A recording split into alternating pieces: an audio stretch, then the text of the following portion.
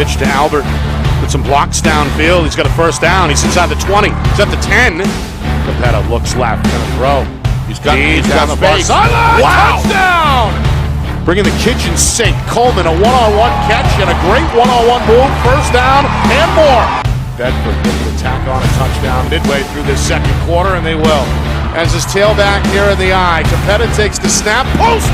He's going to pound it in for a touchdown! Coming up on 4 minutes, 1st and 10. Heenan has time, going to throw. He's got a man far side. On the catch, it's Sheena. Touchdown, Londonderry.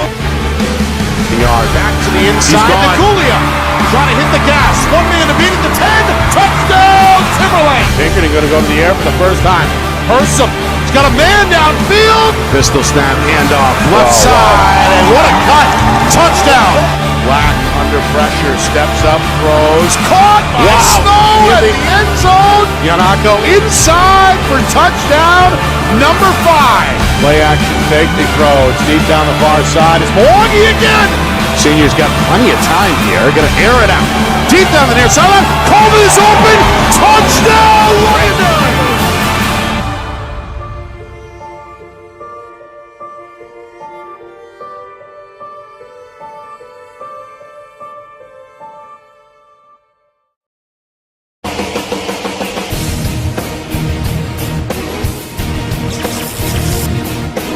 Well, hello everyone, and welcome here to Plastow.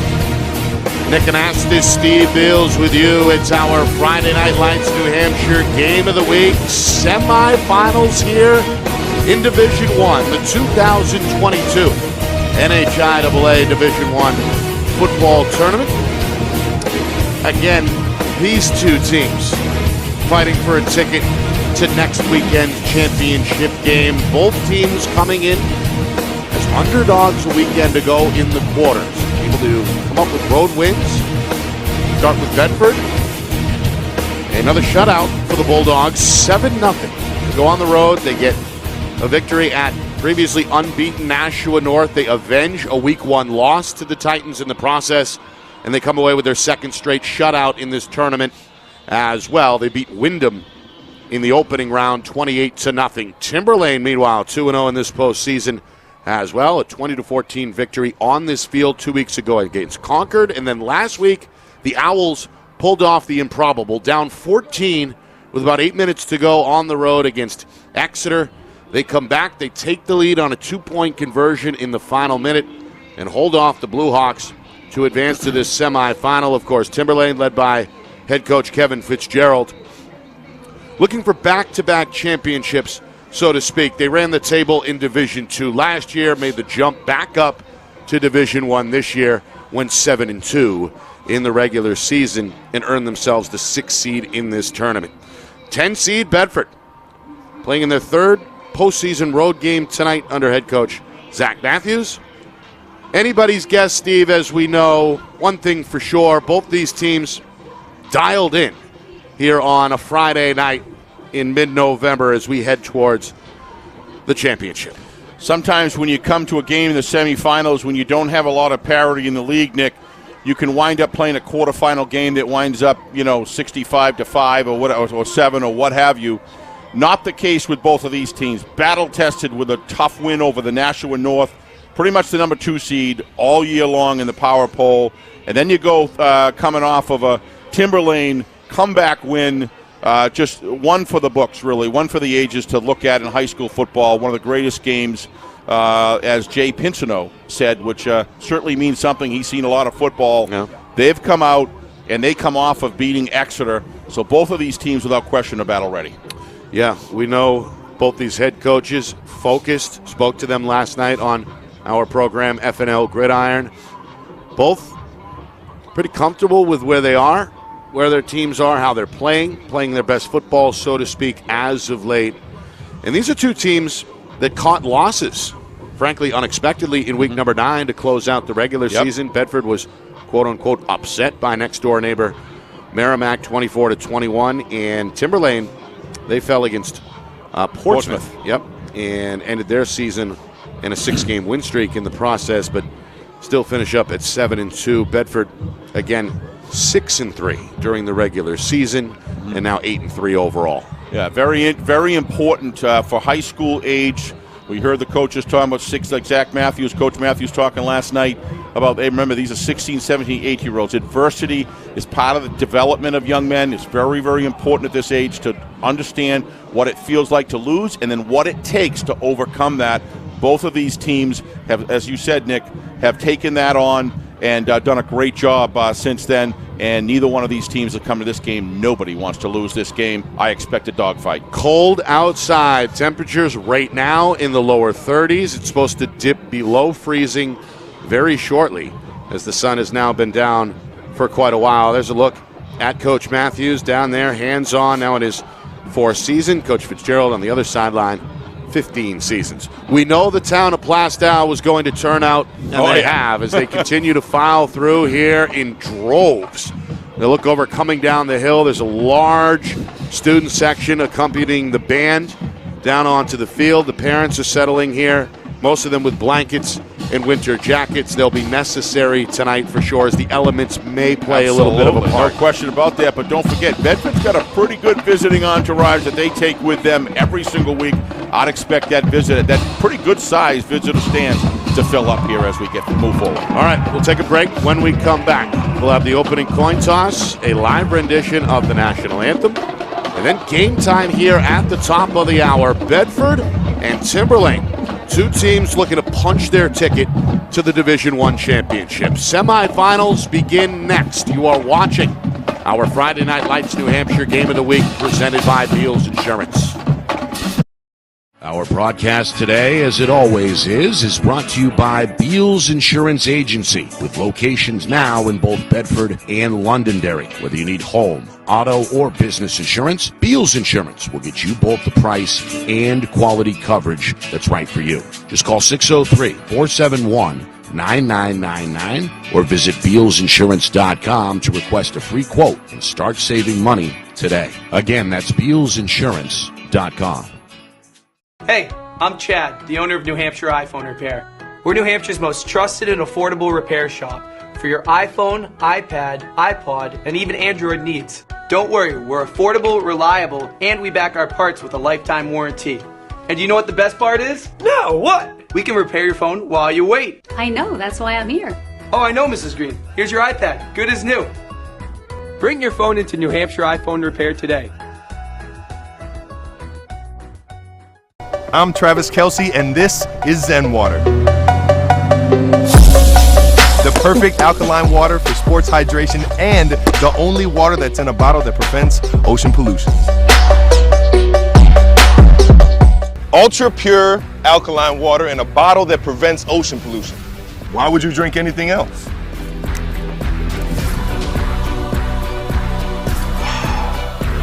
Seriously, why would you drink anything else? The New Hampshire Tomahawks promote the highest level of club lacrosse competition, not just in the state, but in the country. Looking to get recruited, Director Chris Cameron keeps an open dialogue with the nation's top college lacrosse coaches. Over 400 New Hampshire Tomahawks alumni have played at the college level, including the ACC, Big East, Big Ten, Ivy, NESCAC, NE10, and more. The New Hampshire Tomahawks coaching staff has over 100 coaches, including current high school, varsity, and college coaches. The Tomahawks offer training for players of all ages, clinics, camps, and leagues, along with spring, summer, and fall elite teams. So play with the best. The New Hampshire Tomahawks, showcase and development for college lacrosse. Visit NewHampshireTomahawks.com and girls.nhtomahawks.com.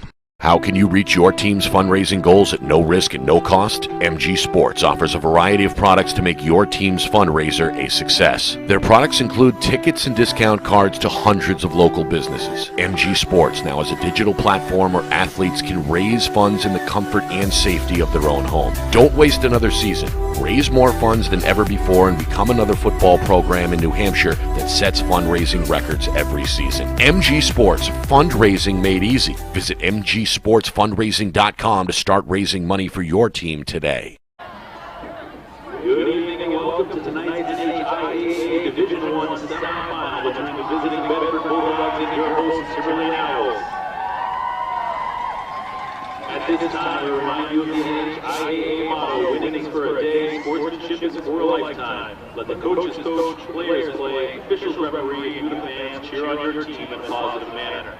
In the event of an emergency, we ask that you leave the stadium in an orderly fashion. Exits are located at the upper and lower gates on the concession stand side. We'd also like to take a moment to thank Exeter Hospital Core Physicians for providing our athletic training and physician coverage for Timberlane Regional High School. And now let's meet the starting lineups. The Bulldogs are coached by Zach Matthews and entered the postseason 6-3 before recording upset victories over 7-seed Wyndham and 2-seed Nashville North. Their projected defensive starters are defensive tackle junior number 56, Jake Bennett. Defensive tackle junior number 78, Spencer Henrikin. Linebacker junior number 21, Alex Rudinskas. Linebacker junior number 32, Jack Rizzo. Linebacker senior number 52, Parker Bromley. Cornerback, senior, number 6, Colby Snow. Cornerback, senior, number 11, Joel Potrinieri. Defensive end, senior, number 44, Cal McCullough. Defensive end, junior, number 88, Kevin Sheridan. Safety, senior, number 2, Evan Chabadi. And safety, junior, number 8, Dominic Tagliaferro.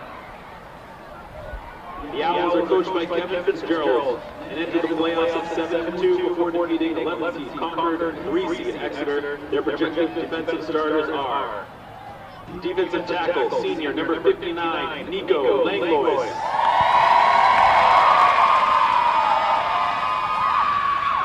Defensive tackle, senior, number 54, Malachi Colon. Defensive tackle, senior, number 66, Austin Patton. Linebacker, senior, number 8, Braden Harris. Linebacker, senior, number 55, Caleb Moley. Linebacker, senior, number 51, Camden Zambrovich. Linebacker, sophomore, number 34, Liam Kelly. Cornerback, senior, number 20, Matt Williams. Cornerback, senior, number 29, Jaden Mwanji. Safety, junior, number 15, Gary Schibble. Safety, senior, number 3, Trey Baker. And let's hear it for the rest of your Timberlane Owls.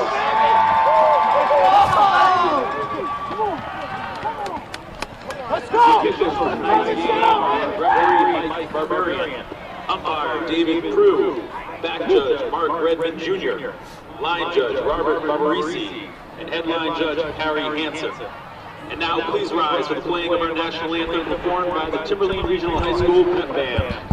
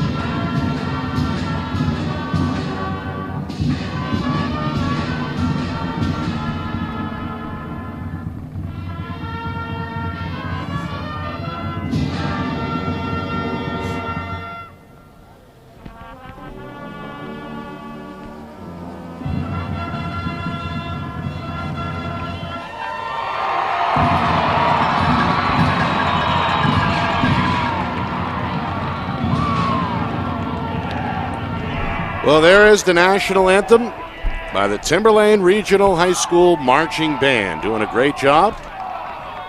Hopefully we can get some pictures of them in action coming up at halftime. Nick Anastas, Steve Beals with you.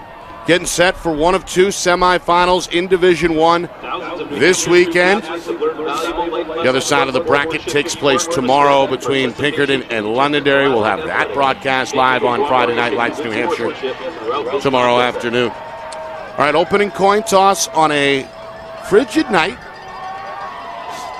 Both teams' captains set to meet at midfield. Steve, in your mind, what does it boil down to? Let's break down some of these keys here. Boils down to the fact that the Bedford defensive linebacker and very, very speedy defense has got to be able to keep Capetta in the pocket and not allow him to throw freely on a rollout. I think that's very important for them defensively to do for the Bulldogs.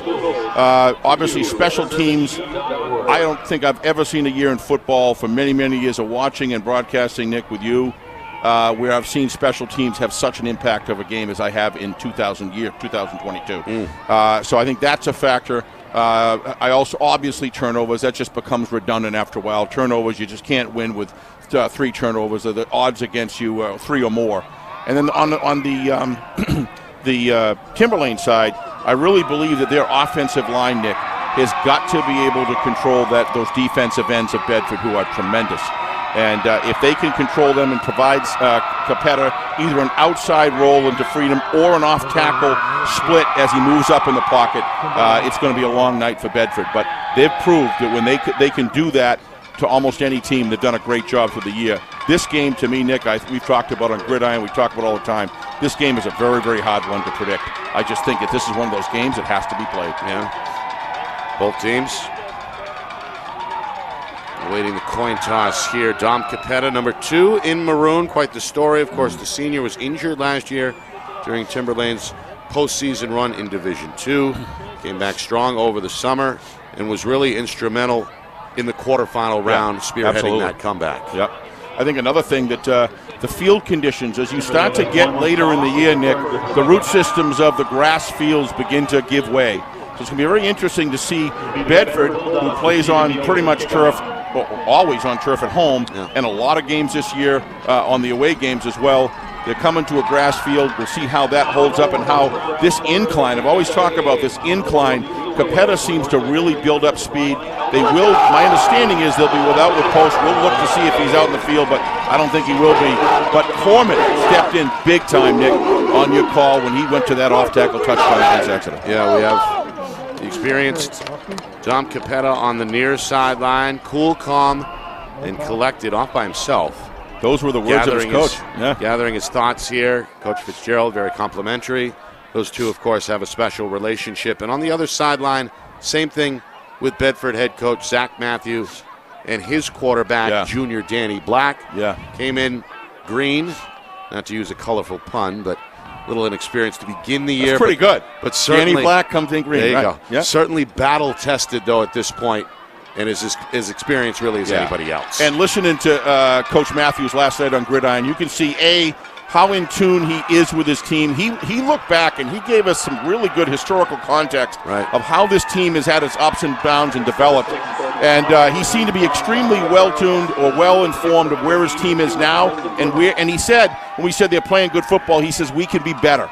And that seems to be his philosophy, and any good coach is going to always be looking to improve the ceiling or reach the ceiling of their play. All right, Timberlane won the toss, decided to defer to the second half, which means Bedford will receive in their road whites and will work left to right in this first quarter. Harrison Bloom is the junior kicker. The 2 men deep for Bedford, Colby Snow and Dom Taliaferro. It's Taliaferro who's going to pull it in, and we are underway from Plastow. The junior's over the 25, going to make a move to his left, get hit at the 30. And is dropped at about the 31-yard line. Well, temperature right around freezing at game time here. Expected to drop into the upper 20s, one of the colder contests of the year. Both teams just going to have to adjust. We knew it was coming, Nick. Looked like Trey Baker there was the contained guy coming down the right side of the field. Did a great job of turning Snow inside, which allowed his tackling group to be able to put him down to 30. I'd say that Timberlane be pretty happy with that. 1st and 10. Danny Black. Got the big running back behind him to begin. That's the junior Ledger Russell, who has played well as of late. Play action. Bedford going to go to the air on the first play. They go over the middle, and it's Taliaferro at midfield. Ridden down by Baker in Owl territory down to the Timberlane 46-yard line. Big hook up there of 24 yards and a first down right off the bat for the Bulldogs. Very important for Danny Black to get off a pass like this. Watch him. Nice set. Great job. Very, very well thrown, technically well thrown ball. Taliaferro in that game in Wyndham was just incredible, Nick. This guy can do some serious damage alongside Colby Snow. on the receiver core. 1st and 10. Bedford will stay with 3 receivers. Snow in motion. They give him the handoff. Jet sweep to the near side, looking for the edge, and he's ridden down from behind. The ball comes out. Timberlane says they have it. The officials agree. It's stripped away from behind by the junior Cam Zambrowitz. Able to wrap him up and punch it loose from behind. Recovered by the Owls. Timberlane's got it going the other way. I talked to his dad before the game. We had a nice conversation, and this kid loves football. Look at that great tackle. Wow, I'm not sure. That looked like he may have been down there, Nick, but nevertheless, no replay in high school football. Owls got the ball. 1st and 10 off the game's first turnover. Coach Fitzgerald calls a run play, and it's not going to get much. Well, Nick, as it relates to the ball being potentially down, Coach Matthews was way on the other side of the football field, so he probably didn't get a good view of that. Yeah, no real demonstrative reaction that I could tell, but based on what we saw in that replay, the knee may or may not have been down, but either way, hard to say. First carry goes to Ed DeJulio for just a yard. They go to the freshman, Liam Corman. Wow. And he's knocked down after crossing midfield. Snow out of the secondary with the tackle. We saw Corman rip off a 68-yard touchdown run in the win over Exeter back on Saturday. Watch Snow here come up. This guy is so valuable in so many ways. He's a hard guy to bring down, and Colby Snow he does so many things well, Nick. His game has really impressed me. To me, he's one of the better players in the state, without a doubt. Long-time contributor for the Bulldogs. Hoping to avoid playing in his finals game tonight. Yep. Hoping to stretch that career one more game. Handoff on 3rd and medium. It's a first down. Look, DeJulio on his second carry. He's got 8 all the way down to the Bedford 42. They're going to move the sticks. One of the keys to the game that I can see, Nick, is how this offensive line performs. Looks like the right guard gets a nice seal block, and he's able to work off of his hips. And yeah, that's a nice kick down. Number 51 involved. Number 54. Tackle in the end. That's what the Owls want to see. By the junior linebacker, Jack Rizzo. On 1st and 10, first carry for the quarterback, Dom Capetta.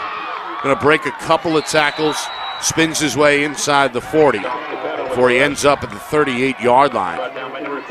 Hit initially there by Parker Bromley, one of the tackle leaders for Bedford. Well, we certainly have one answered question here. This is physical right out of the gate. There's nothing but all out here in the trenches. This is going to be a war, nothing less than we expected. Right to the whistle, and actually there, Nick, about a half a second beyond. Yeah. If you're just joining us, Bedford on their second play received the opening kick and lost the ball on a fumble. This is Timberlane's opening drive. Matt Williams is swallowed up. Met at the edge by Jake Sheff, the sophomore. Just kind of throw him down to the grass for the tackle. Well, he had a good angle. Watch the lateral movement by number 52, Sheff.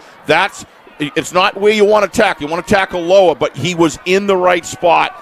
And that lateral movement and square to the line is what gives him the opportunity to close in on that very elusive runner. Nice job. This linebacker core for Bedford has been respected all across the league, Nick. They've done a great job all year, and they sure look good in the game I watched at North the other day. Bulldogs trying to come up big here on 3rd and 6. Timberlane looking to go 2 for 2 on 3rd down. Hard count here by Capetta. I think a Bedford player may have jumped but got back, and now flags are going to fly. Yeah, but this is the time you got to stay disciplined if you're in the offense. First penalty either way, as we hear from Mike Barbarian, the referee for the first time tonight. Nearly 4 minutes gone by first quarter. Nick and Ask this, Steve Beals with you from Friday Night Lights, New Hampshire. First of 2 Division I semifinals this weekend. We've got Londonderry and Pinkerton coming your way tomorrow at 1 o'clock. Owls, they won the championship back in Division II, hoping to come up with that postseason magic yet again in Division I. Going to need some 3rd down magic here, 3rd and 10. Capetta to the sky, deep down the near sideline. It's incomplete. Looks like there was a miscommunication there, Nick, on the receiver route. Capetta was no doubt going for the corner. Looked to me It's Jaden Mwangi, the intended Mwangi, target. yeah, he was the hero, of course. Oh, yeah. With 2 big touchdowns in the win over Exeter. But you're right, something went wrong, it looked like. Yep. As that one well overthrown. So Bedford holds. Closest Bulldog in the area was Joel Poltrinari, the senior defensive back. So 4th and 10. Opening drive doesn't go very far. Timberlane going to punt. Mwangi is going to field a high snap, going to run to his right and swing that right leg. Punt gets off end over end, caught at the 10-yard line, and Snow able to maneuver his way up to the 15. So Bedford on drive number 2, not a great starting spot, their own 15, but 1st and 10 coming up as the defense gets off the field. Bedford chose not to go after the kicker, and that just gave him all the time he wanted to line that kick up where he wanted to. And I would say the Owls won that special teams play there with a great pin, good cover downfield. But this Bedford offense is more than capable of moving out of the zone. Owls D is going to have to be sharp here. All right, drive number 2, Black. Shotgun depth with Russell again to his right. 3 receivers set, a tight end to the left side against a 4-man rush here. Going to roll right, going to throw right. Poltrinari on the catch, up across the 30. He's got a first down. Ushered out of bounds at the Timberlane 33-yard line. Black opening up 2 for 2. Yeah, Danny, good vision down there, made a good choice. This is something I noticed Danny's been improving on a lot. He looks downfield, and he's got a secondary outlet receiver. A lot of room they left him. Boy, they play him really soft. I didn't see anybody within 4, 5, 6 yards of him, and Danny's been throwing some good strikes so far in this game. This is a confidence-type builder that Bedford's going to need him in this game to score points with these 2 good offenses. Bedford trying to get back to the Division I championship game for the first time since 2018. On the ground, this is Logan Spear. He is hard to bring down. The senior tailback, downhill runner, up across the 40-yard line, lost his helmet as he ends up at the 42-yard line, a 6-yard, make it 7 on Spear's first carry. This is wanting to deliver the blow rather than take it. Watch Logan come through. He just lifts. You're going to get a better view here. Watch him lift him with his shoulder. Didn't really get a good view there. Timberlane, 3-man front. Going to bring in the defensive back, Braden Paris, here to kind of creep in. Looks like he wants to come in off the near edge. Bedford, 2 receivers left. Going to bring one of them now in motion to the right. They go back to Spear. Spear makes a man miss at the line of scrimmage, but then Zambrowitz, he's got it. Tackles him about the 45-yard line. Needed 3. I think they're going to give him 4. It's actually not Spear, but it's Ledger Russell. Yeah, who's also done some good power running. We saw him really come out hard in the Wyndham game. And both of these running backs being able to trade off time is just going to make them sharp in this game, and it takes the load off so they're not depending on one running back. Right. Coach Matthews talked about that, about how they would share the role, and Russell's really stepped up. So another guy in the backfield now. That's Alex Grodinskis, the junior. Yep. Meanwhile, we're midway through the first quarter. Bedford's second drive, no score. Timberlane 3-man front again, shotgun snap. Black handoff, Taliaferro, far side, breaks a tackle, turns the corner, first down and more. Down the sideline, knocked out of bounds at about the 35-yard line. Caleb Moley threw a shoulder into him, but not before another big gain for Bedford. So far, I really like the way Danny Black is playing, Nick. He's not playing with any tenderness at all. It's all focus. He's getting good, clean handoffs. He's choosing the right receivers. His mechanics is good in the pocket, good movement in the pocket.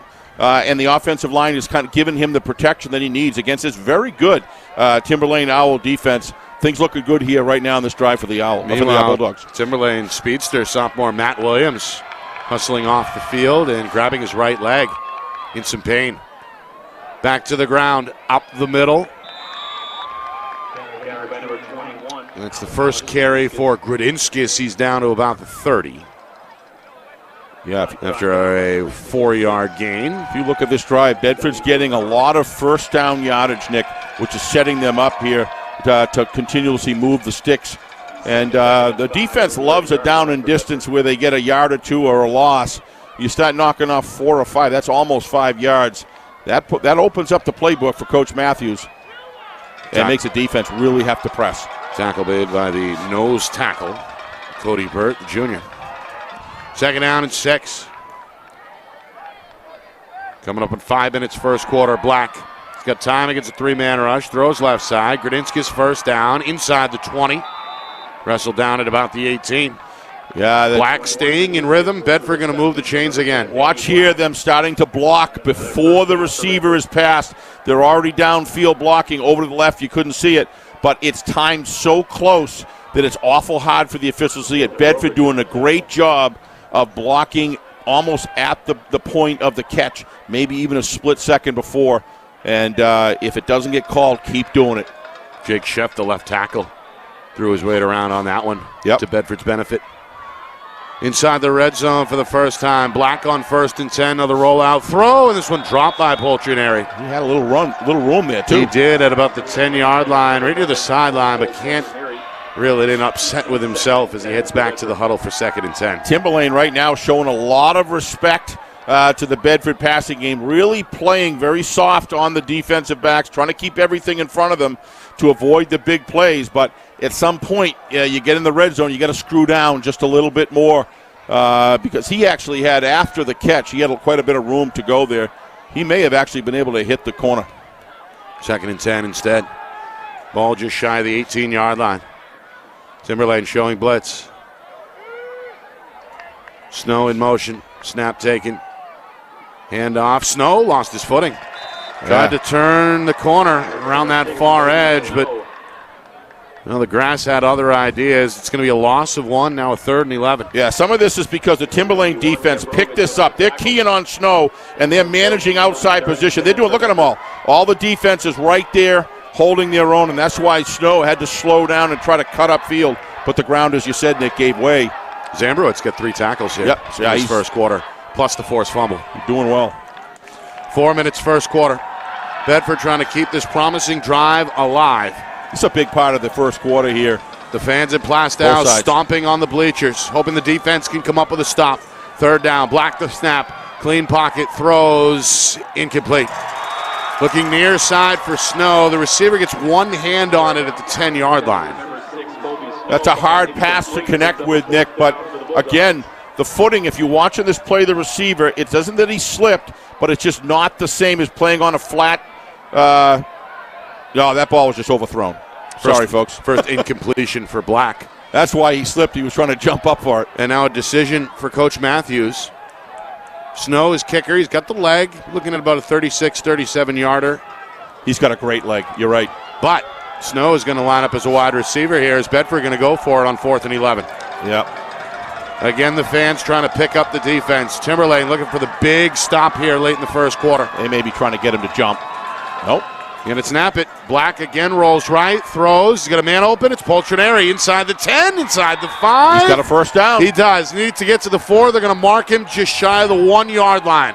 Big play on 4th and 11 is Bedford going to set up a 1st and goal. I just can't believe how far off the receivers they're playing, Nick.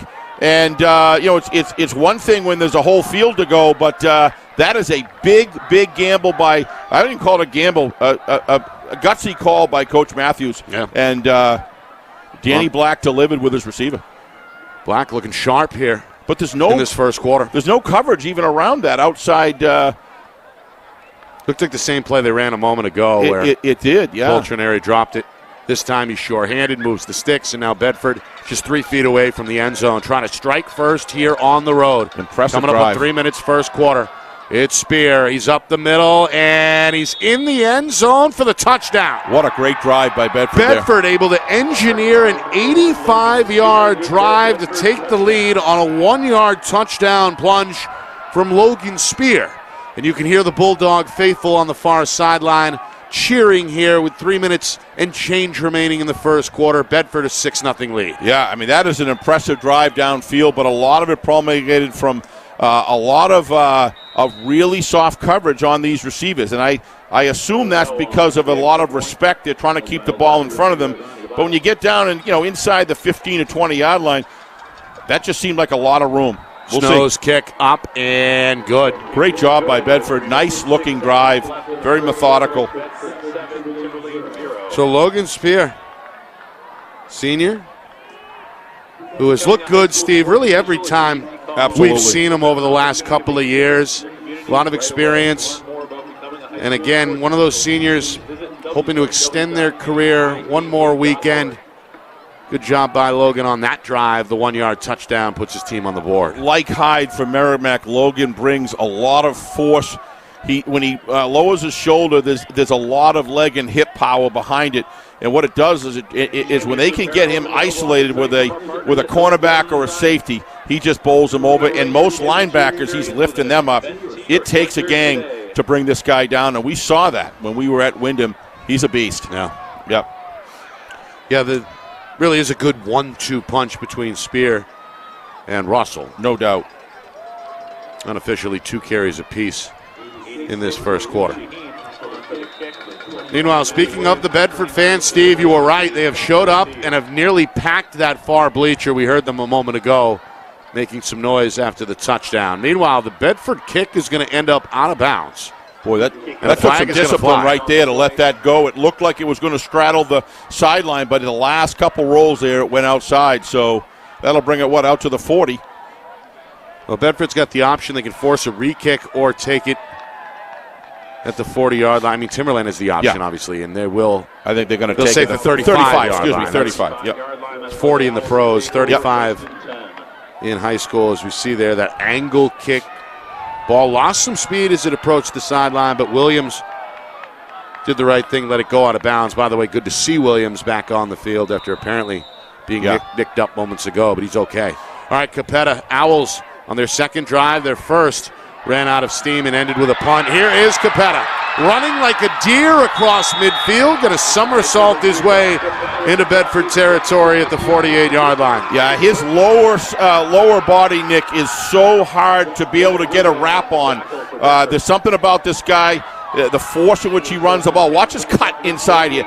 He knows, he feels and senses where the area and the space and the green is, and he goes after it with a vengeance. Look at the block there. Look, is that Mwangi? Yes. That's actually Matt Williams. Is that Matt Williams? Yep. What a terrific job by him. Trey Baker was in there before that. Great job blocking. Both of these teams moving the ball well. Bedford's last drive was very impressive. It's Timberlane's longest play from scrimmage, a 17-yard pickup. Low snap. Capetta on first down, trying to make something out of nothing. Ends up near the line of scrimmage, actually a couple of yards downfield, just shy of the 45. Chef meets him on the other end for Bedford as we approach 2 minutes to go in this first quarter. Officially a 3-yard gain there for Capetta.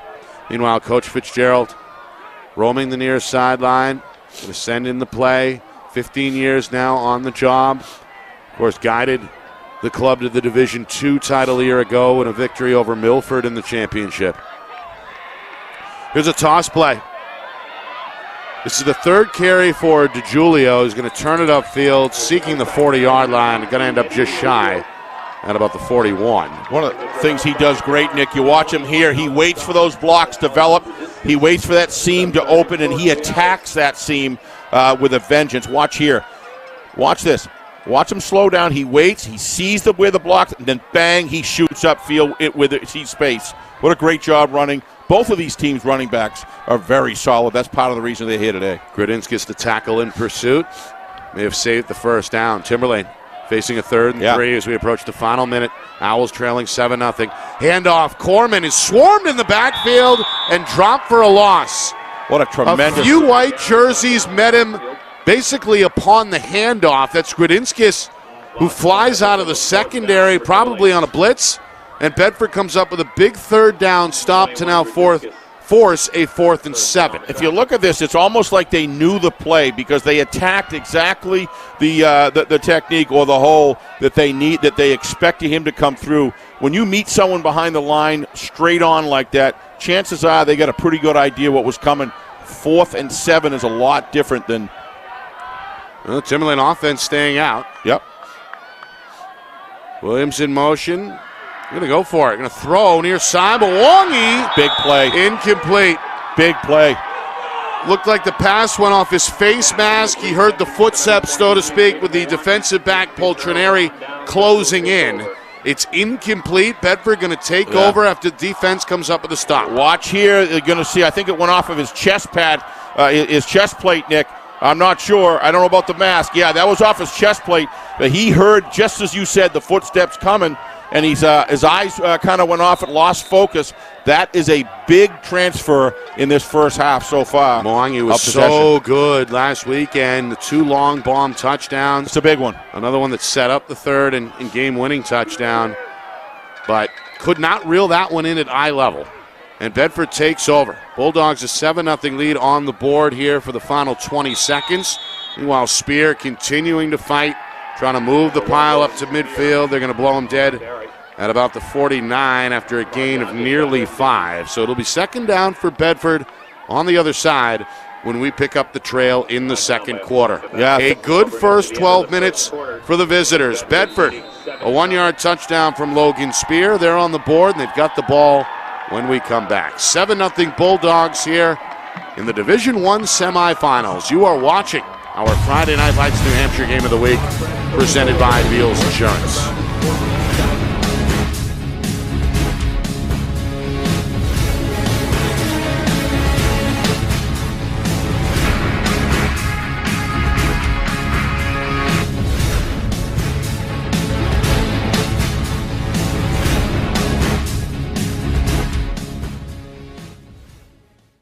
Our broadcast today, as it always is brought to you by Beals Insurance Agency, with locations now in both Bedford and Londonderry. Whether you need home, auto, or business insurance, Beals Insurance will get you both the price and quality coverage that's right for you. Just call 603-471-9999 or visit BealsInsurance.com to request a free quote and start saving money today. Again, that's BealsInsurance.com.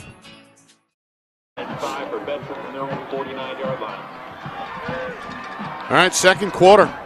Bedford the football at midfield. They've got a 7-0 lead on the board here at Timberlane. Nick Anastas, Steve Beals with you here in the 2022 Division I semifinals. Zambrowitz is having quite a first half. His 4th tackle is second for a loss there. He is on fire today.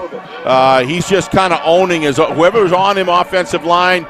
He's doing a great job getting separation, scraping off of him, and staying square and making the tackle. That's a big play right there for them. Yeah, it's going to bring up a 3rd and 7. They can't afford, Nick, to let Bedford march down the field again. You got to be able to answer this very high, potent offense and defense of the Bulldogs. Timberlane certainly has the same, but this is a big play here. 3rd down and 7. Bedford on their 3rd drive. Their first, which began the football game, ended with a fumble after 2 snaps. Their second, they go 85 yards down the field for a touchdown. Black back to the air. Look at a float one for Snow. He's got him on the run.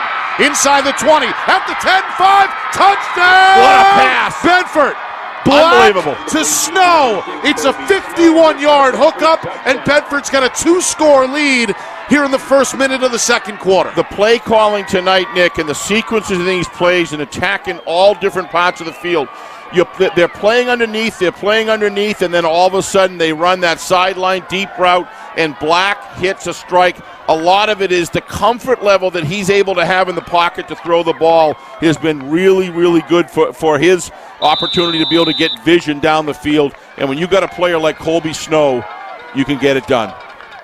Snow, fresh off the 51-yard touchdown reception, trying to add one more with his feet. And he does off the right foot, straight down the middle, despite what looked like a low snap. So I think it's deja vu now for Timberlane. They trailed 14-0 on the road in the quarterfinals against Exeter, and now at home with a minute gone by in the second quarter are behind 14-0 against Bedford. Yeah, that drop ball where they would have had a first down there, Nick, is looming large right now because you give Bedford the opportunity to go up by 2 scores. What does that do when a good team goes up 2 scores? It allows them defensively to play it a little bit different defensively when Timberlane has the ball, allows them to lay off just a little bit, be looking to maybe for a pickoff, and looking to control the game. They can get a little more conservative, protect the football more because, they've got a 14-point lead. Bedford looking very strong right now, but you know what? This Timberlane team has dealt with this so many times, and they've shown a lot of resiliency. It's going to be very important from a Bedford perspective that they don't give them any light because they can come from behind with that high potent offense and Capetta behind the center. Well, we've seen them do it. They can turn it on, but not been the ideal strong start. right Far now. from it for No. Coach Fitzgerald. And this home crowd quiet. With, again, a minute gone by in this second quarter. Baker going to make sure he's got that one as he secures it on the ground at the 25-yard line. And that is where the Owls will begin drive number 3. If you're just joining us, Timberlane, they won the opening toss. They deferred.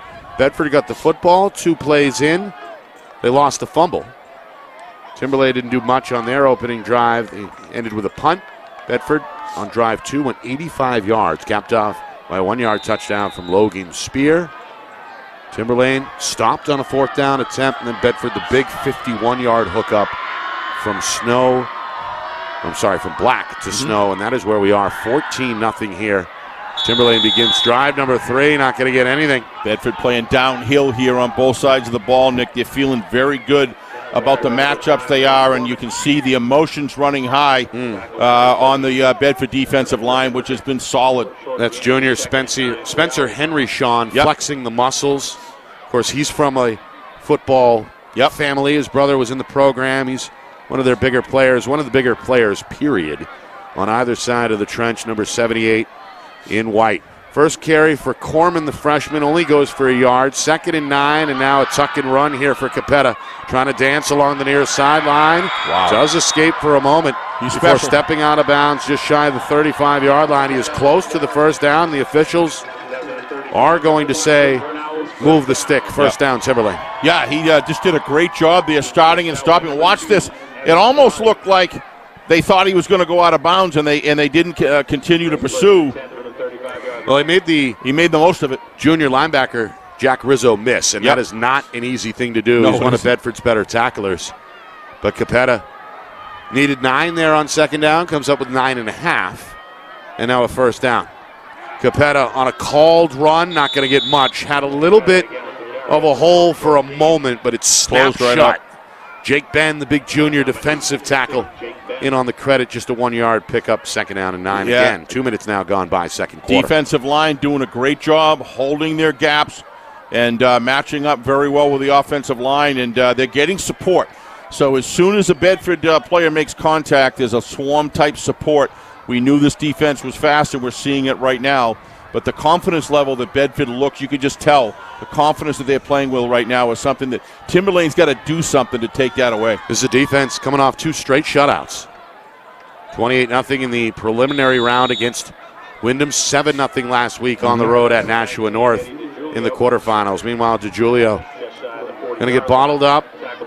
Fights his way up to the 39-yard line. That sets up a 3rd down and 6 here for Timberlane. I don't have to tell you how big this play is.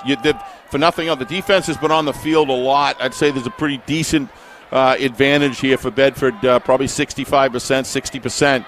And that defense has been on the field for a while, so you want to give them a rest, if nothing else. Even if you don't score, you want to change the field position situation here if you're Timberlane. But most of all, you want a first down here. 3 minutes into this second quarter. Big play out of the gun.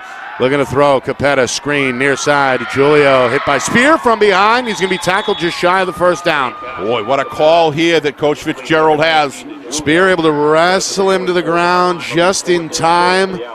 Boy, maybe less than a yard here on 4th down. They're going to kick. Well, Timberlane, they went for it at the end of the previous drive on 4th down and were denied on an incomplete pass. Now 4th and less than 1. Coach Fitzgerald wants to punt the football. He's got Mwangi back deep, towing the 30-yard line. Bedford really bottling up the offensive holes that Timberlane is trying to create. They're doing a great job separating themselves. I think they want to think about this one again. Coach Matthews is going to call a timeout here. 4 minutes in, second quarter. Yep. Our broadcast is brought to you by Beals Insurance. Locations in both Bedford and Londonderry. Whether you need home, auto, or business insurance, Beals Insurance will get you the price and quality coverage that's right for you. Visit BealsInsurance.com. Also by MG Sports Fundraising. That's fundraising made easy. MG Sports Fundraising is the official fundraising partner of Friday Night Lights New Hampshire. Visit MGSports NHIAfundraising.com. Start raising money for your team today. Buy New Hampshire iPhone Repair. It's done while you wait. It's backed by their lifetime warranty. Now with 6 locations in southern New Hampshire and on the Seacoast. Visit NHIPhoneRepair.com. Buy the New Hampshire Tomahawks. Showcase and development for college lacrosse. Visit NHTomahawks.com and also girls.NHTomahawks.com. And finally, buy Ghost Energy. Ghost is an active sports nutrition brand designed to empower users to be seen beyond the walls of the gym. So be seen with Ghost Energy. Nick and Astis, Steve Beals with you. Division I semifinals here on Friday Night Lights, New Hampshire. Coach Fitzgerald going to go for it. He's got it. He's going to call the sneak, and Capetta's going to fight his way a few inches forward and pick up a first down. A play that if Timberlane's able to close this game, close a gap, that's a play right there that you'll probably look back and remember. But they got to do something with this opportunity and move the ball down the field. Did the timeout change Coach Fitzgerald's mind there, the Bedford timeout? I don't know. I mean, Coach Fitzgerald, I thought he changed it last week on the 2-point, but we found from Jay Pincinot on Gridiron. That's where you get the inside on Gridiron there. That's why we love talking to those coaches. Had his mind made up last week, long in advance. And a very, very good thinking pattern by Coach Fitzgerald to do that. Up the middle, it's Corman, the freshman, twisted down in the hole. Not much. Again, Henry Shawn right there. They're going to give him a yard, 2nd down and 9. Yeah, what you really like with coaches, if they're going to take a risk, if they're going to go after something, you want to understand why, and you could see that call. I have a funny feeling, you never know, though. My guess is he probably, let's take a timeout. Let's rethink about this. Let's see what the defensive line, he maybe want to look what Bedford was putting out for defense. Well, it was Bedford who called the timeout. Oh, that's true, too. Yes, good point. Meanwhile, on the scramble, 2nd and 9, Capetta in trouble. He's twisted down. Dragged down by the jersey. That's one of those defensive ends, Steve, that you warned us about at the top of the show. These guys are good. Cal McCullough, the senior, is officially checked in here. That's a 5-yard loss. 3rd down and 15 coming up as we approach the midway point now, 2nd quarter. And that's one of the areas we talked about. One of the keys to the game is contain him and don't let him get outside and roam freely because Capetta is lethal. And they certainly made an adjustment there, and it really paid off for him with what looks like at least a 5, maybe a 6-yard loss. Officially 3rd and 15. 4 receivers set, 3 to the strong side left. Capetta out of the gun, takes a low snap. 3-step drop, throws over the middle, and it's incomplete. In and out of the breadbasket there. Matt Williams, the sophomore, in traffic, upset with themselves. The Bedford coordinators, who are next door to us here in the press box, celebrating as the defense comes up with yet another stop. It's 4th and 15 and a punt expected on the way from the Owls. Well, throughout this year, that's been hard enough. That's a strike right on the money there. There's 2 strikes. You got to catch that ball, Nick. You got to catch that. This is semifinals. That ball's got to be caught. Capetta threw it in plenty of good accuracy to be able to catch that ball, and that's not a great punt there. Mwangi didn't get a hold of it correctly, kind of off the side of the foot, took a funny bounce, ends up being down inside the Bedford 35. Bulldogs no return, but still good starting field position for drive number 4. It begins midway through the 2nd quarter, with Bedford on the road with a 14-0 lead on the board. Well, one of the things that Timberlane has had no problem is overcoming 14-point leads in the second half. They have a history of doing that. Yep. They almost came back on a 21-point or 23-point against BG. Yeah. So that's not the – but coming back with 3 scores going to – this is a huge defensive stand. I know I keep saying it's huge, but as this game develops, they've got to come here with a response and do something to change the paradigm of this game. Meanwhile, junior Danny Black has looked magnificent in this first half for Bedford. Just 1 incompletion. He's got a touchdown pass to his credit. Going to hand off here on 1st and 10. And Snow is going to run wild. First down. A flag is going to be thrown by the referee. Yeah, I think we're going to get a hold. If it stands, it's a first down on a 13-yard carry. One of the defenders who made the tackle is still down for Timberlane. Yeah, he got shaken up on the play. He got hit with a helmet right in the midsection. Trey Baker. Yeah. Watch this. I think it's going to be number 23. He grabs the shirt, and they're going to throw that. It's at the point of attack, so, all right, but I assume that was the one. I don't know. But it was close. It was really close there. Good lead block by Spear. Yeah, he took a helmet right in the midsection and then there. Baker, you see, grabbing his stomach. Well, that is a big penalty right Yeah, there. it comes where? A couple of yards downfield. So they're going to back it up to the 29-yard line. The first down marker is up at the 45, so that means 1st and 16. First holding penalty I think we've had in the game, right? Yeah, we had a procedure call earlier, but that's other than it. that, that's it. Yeah, one each. A 5-yard penalty against Timberlane, now a 10, or I guess a 6-yard penalty. No, a 10-yard against Bedford. All right. Spear going to break a tackle in the hole and then lean that body forward back up near the original line of scrimmage. They're going to mark him at the 36 to set up a 2nd and 9. 7-yard gain there for the senior. I think Coach Matthews is looking at the fact his defense has not been on the field for a long time, so they're fresh, number one. Number two, because he's got a 14-point lead here as we approach, I'm sure he feels like he can play conservatively, use the special teams as good kicker, kick the ball away, change field position, and then put that good defense on the field. Coming up at 5 minutes to go, second quarter. Watch him just fire the ball downfield, make me wrong, Nick. From their own 36, Black out of the gun, handoff, sweep near side. It's Snow looking for the sideline, going to turn it up at the 40 and roll his way near the first down marker. He got it. He's got a first down. Yep. That's a huge run. A yard or so. To me, Nick, he's 10-yard one of the most pickup for Snow. He's one of the most lethal offensive weapons in the state to me. He's proven it. His ability to run through traffic and just accelerate faster than they can respond. Watch him. When he goes up, when he turns up, he's kind of like Jake Albert. He just really fires, and he knows where the proper lane is every time. He beats Bedford's getting blocks downfield, a lot too, of great left and block right. there by, I think it was number 78. I'd like to, maybe we'll.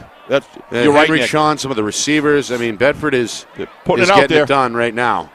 Going to go back to the ground, and Zambrowitz really showing some heart in this first half. Special.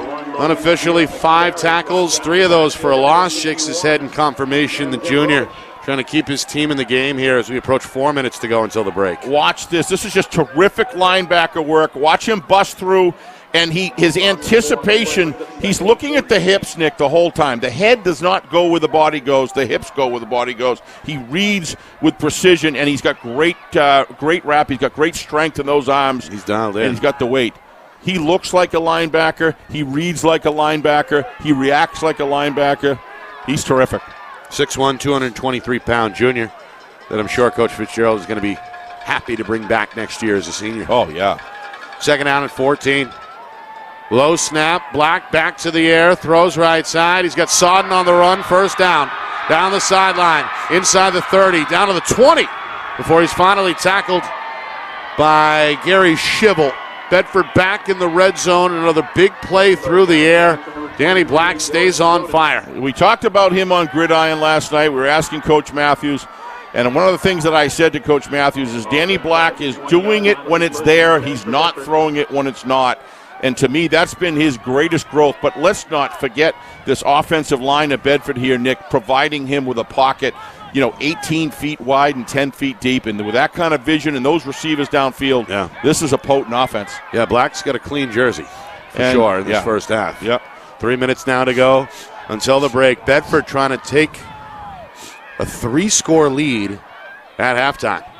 2 backs with Black, 1 to either side. Snap from the far hash, they hand off. They run to the short side. It's Spear down that far sideline. Going to lower his shoulder inside the 10. He's got another first down near the 6-yard line. Yeah, the line blocking and the downfield blocking for Bedford, everything's going right now. And what normally Timberlane has been able to come up and take and steal that offensive tackle, come up and stick.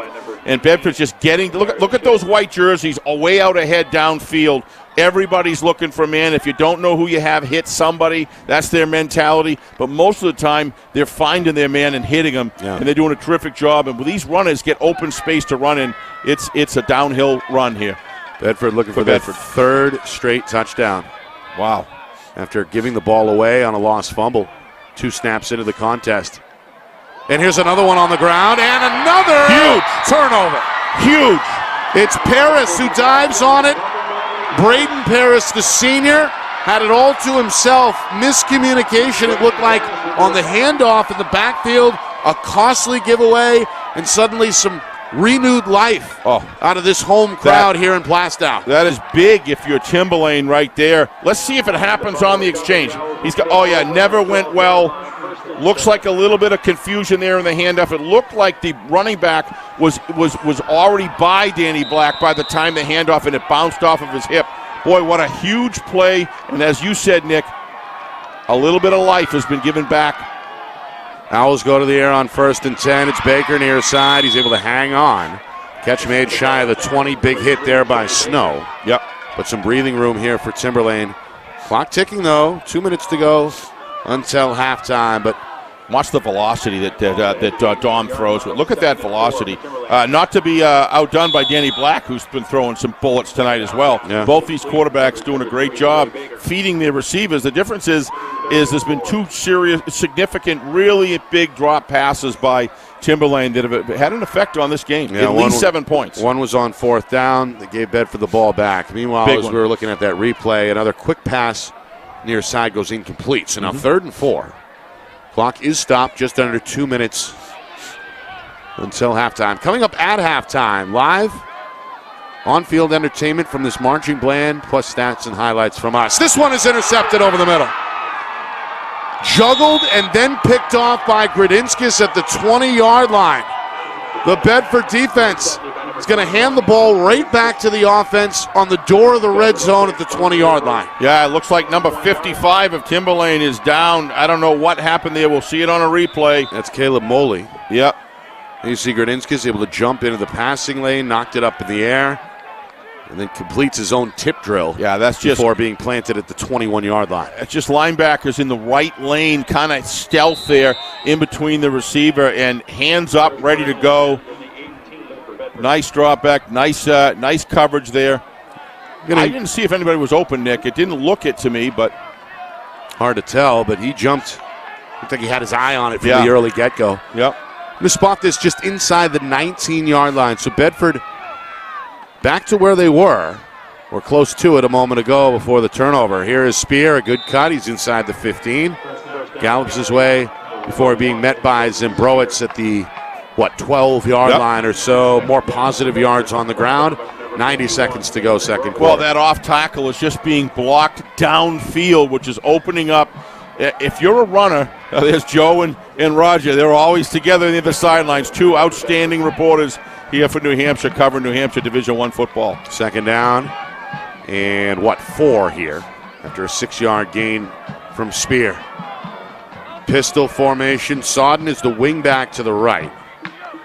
The tail again is Spear. They're going to give to the receiver, Snow. Near side, he's got a block, he's got the speed, and he's got the touchdown. Bedford back in the end zone. It's a 12-yard scamper for Colby Snow, the senior's second touchdown in this first half. And Bedford shocking this crowd here in Plastow. It's 20-0. Nick, this team has just been building throughout the year. They suffered a loss that they did not want to withstand in Bulldog Stadium, and they've been just coming out roaring ever since. But this offense, Nick, the blocking that's taking place is just being done with precision here. This is a team effort. This is not one man running downfield. It's a whole a group of 11 football players that are getting it done. Extra point may have been tipped. It's no good. Couldn't tell. Ends up short.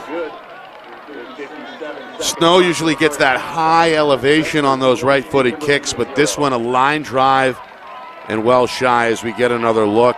Nope, just a missed kick.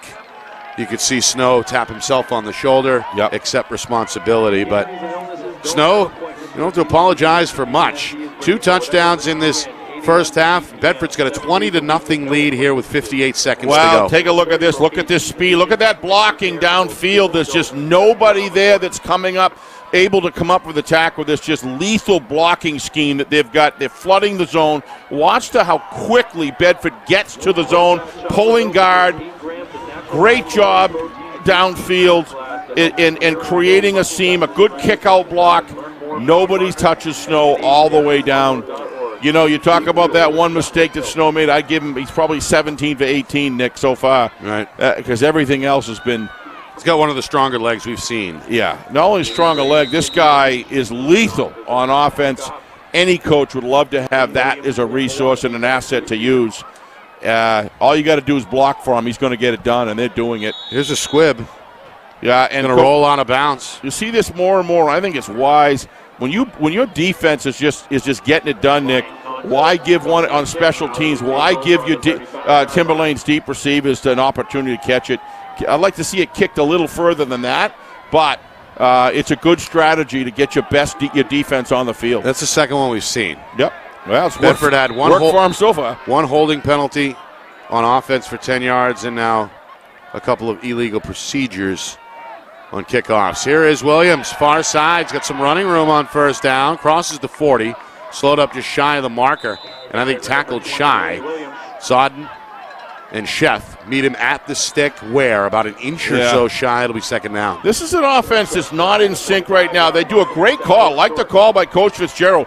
But he has got to continue to run. You can't slow down. He's looking for – you just go right in upfield, and they're playing tentative. They got to break through that. Throw near side, high and incomplete. Capetta trying to find Baker along the near sideline. It sailed a bit on him. Second down and 10. Clock stopped with 34 seconds. Again, Snow with just tremendous coverage there. Reading and reacting and closing one thing you want from a cornerback or a safety is when they go off a receiver because they're trying to stay behind them. It's that closing speed that while the ball's in the air. And boy, he did a great job right there, distancing himself to the proper spot and then recovering just like a rocket ship. He's a total player, all three phases. Timberlane trying to get on the board before halftime. Second and 10 from their own 45. Three-man rush from Bedford. Capetta looking, still looking. Now scrambling near side. Coming up is Rizzo to meet him at the 40. Going to be ridden down from behind by Kevin Sheridan, the junior defensive end. Tackled inbounds. It's going to force Coach Fitzgerald to call a timeout. Stop the clock with 20 seconds.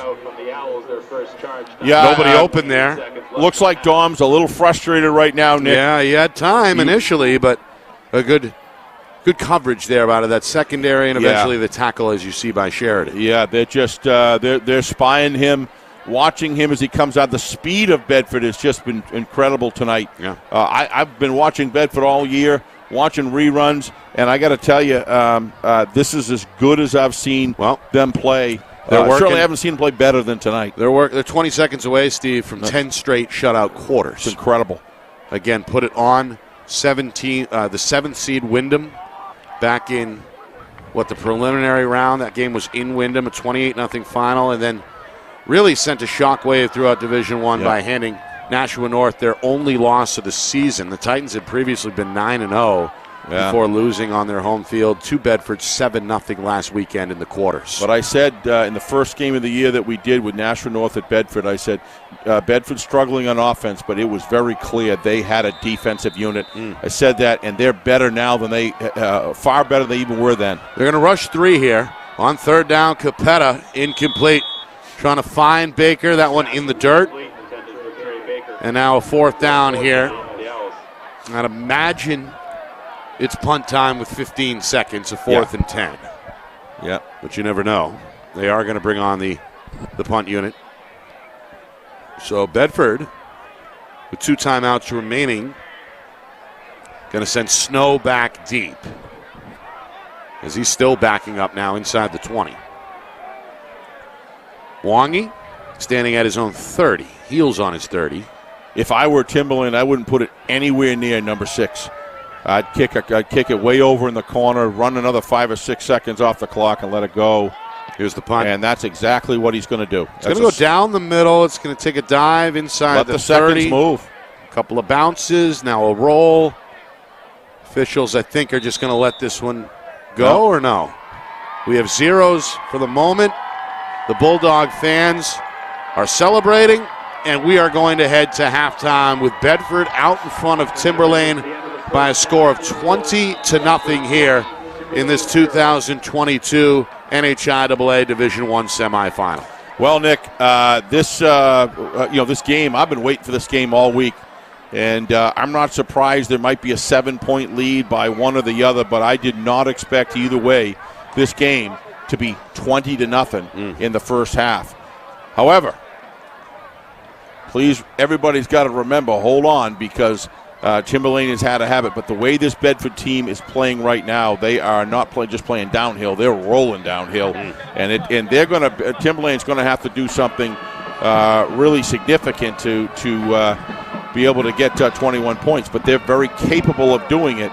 That is the attitude of Bedford from the first touchdown on, the confidence level in which they're playing with. It's hard to imagine at this point.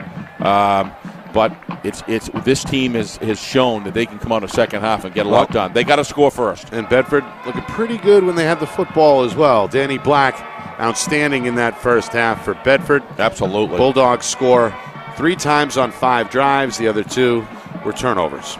You look at Danny Black's decisions, and again, I always look at a quarterback, athleticism, running, all those things are things that you can see, but it's that mindset of not allowing your team to go, not making your team go backwards. It's so important. Right. When you've got that's why a championship defense can keep you in the game. What you don't want to do is hand points to the opposition with pick sixes and fumbles and all of that. Danny Black, you got to give him a lot of credit. Every decision that he's made so far in this game has been right on.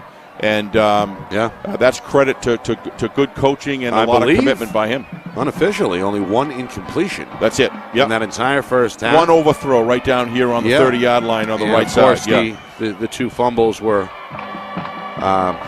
lost fumbles. The 2 turnovers were both giveaways. 1 on the handoff and 1 on just the second play of the game. Colby Snow was stripped from behind by Zambrowitz.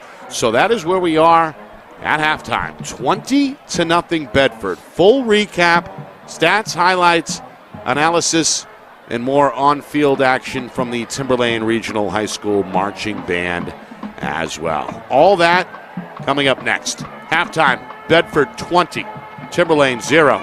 You're watching our Friday Night Lights New Hampshire coverage of the 2022 NHIAA Division I football semifinals right here on Friday Night Lights New Hampshire, presented by Beals Insurance.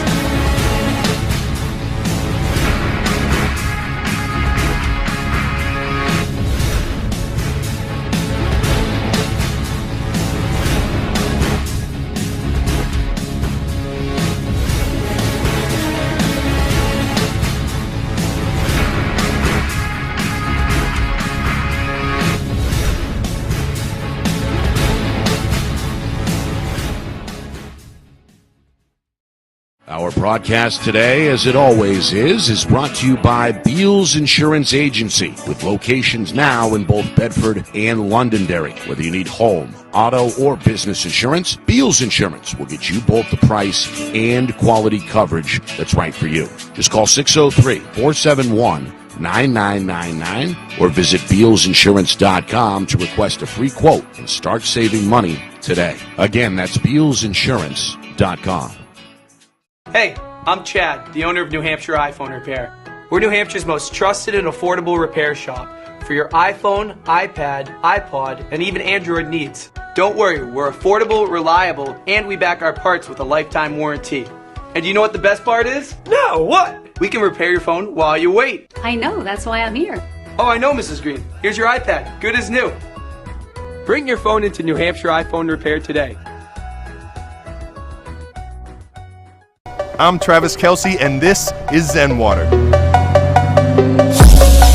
The perfect alkaline water for sports hydration and the only water that's in a bottle that prevents ocean pollution. Ultra pure alkaline water in a bottle that prevents ocean pollution. Why would you drink anything else?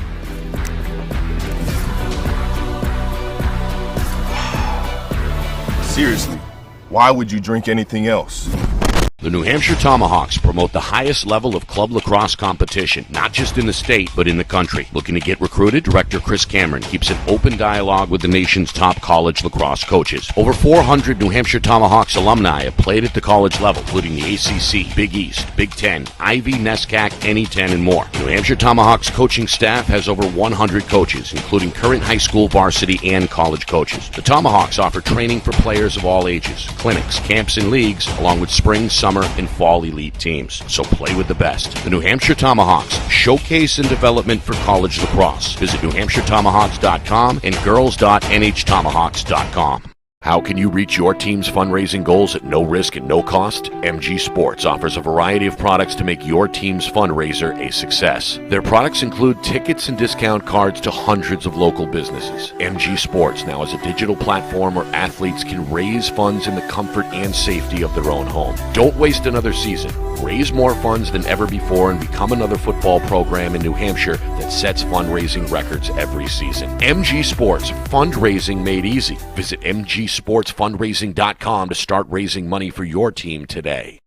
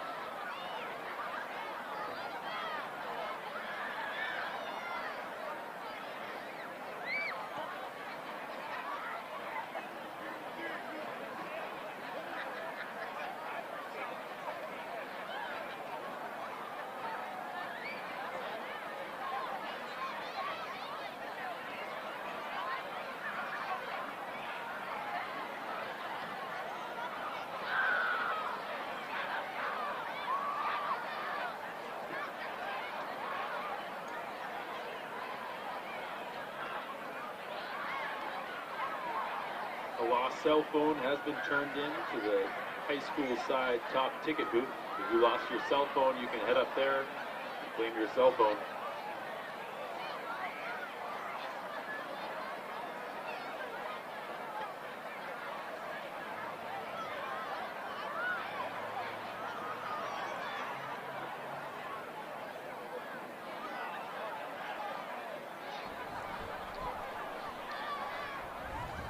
Halftime here in Plastow. Bedford, a 20-0 lead on the board. And now 10 straight quarters of shutout football defensively. To their credit, Bulldogs 24 minutes away potentially from a return to the Division I championship. Nick Anastas, Steve Beals with you here on Friday Night Lights, New Hampshire. It's presented by Beals Insurance, one of 2 Division I semifinals coming your way this weekend on Friday Night Lights, New Hampshire. Tomorrow we're at Lancer Park as the defending champion Londonderry Lancers host their longtime rival Pinkerton. This game began on a high note for Timberlane. Bedford received the opening kick. 2 plays into that Bulldog drive, they fumble the football. And Timberlane is able to come up with the recovery. However, their offense didn't move the ball very far. They end up with a punt. Bedford then on drive number 2 puts together a multi-play 85-yard touchdown march, capped off by the senior Logan Spear. A 1-yard touchdown run for the tailback. Bedford, the extra point from Colby Snow, led 7-0. Then Timberlane on their second drive got some momentum, but stalled a little bit. Ended up going for it on 4th down. Incompletion. Gave Bedford the ball back, and then they strike gold on a 51-yard touchdown hookup from junior quarterback Danny Black to the aforementioned Colby Snow. 14-0 after the extra point at that point early in the second quarter. Timberlane in some trouble at that point. And then Bedford in the red zone on a tough exchange between quarterback and running back, fumbled the ball a second time. The Owl defense forces another turnover. However, a couple plays later, Bedford, their defense makes a play. An interception puts the Bulldogs right back in the red zone, and then it's capped off a 12-yard touchdown run by Snow. Extra point missed. 20-0 Bedford. Timberlane, the good news is that they will receive the kickoff to begin the third quarter momentarily, but a ton of work to do for the Owls. And obviously this home crowd has been quiet most of the evening so far. These diehard fans here in Plastow would love to see something to cheer about here early in this second half if Timberlane's going to get back in the game. Well, Coach, as Timberlane comes back in, you wonder what was said at halftime. You wonder what was challenged between the team. We're going to find that out. I think it's very important for them that they get first crack at it because they have an opportunity, but they're going to have to put together a solid drive against Bedford, or the incline to overcome gets steeper. One thing when we interviewed all the coaches the other night, they were very reticent to offer any unique information or anything like that, which you expect as good coaches would do. Right. But one thing that Coach Matthews did tell us last night is he said they had a good week of practice. Well, I think that was a modest. What I'm seeing out in the field from Bedford, defensively and offensively, that's a modest statement compared to what I've seen. I got to give him a lot of credit that the offensive play calling and the sequencing of Bedford has been just outstanding. They've been attacking all different locations on the field and making it very difficult for Timberlane to be able to flood any specific zone. But you've been talking about it all first half, Nick.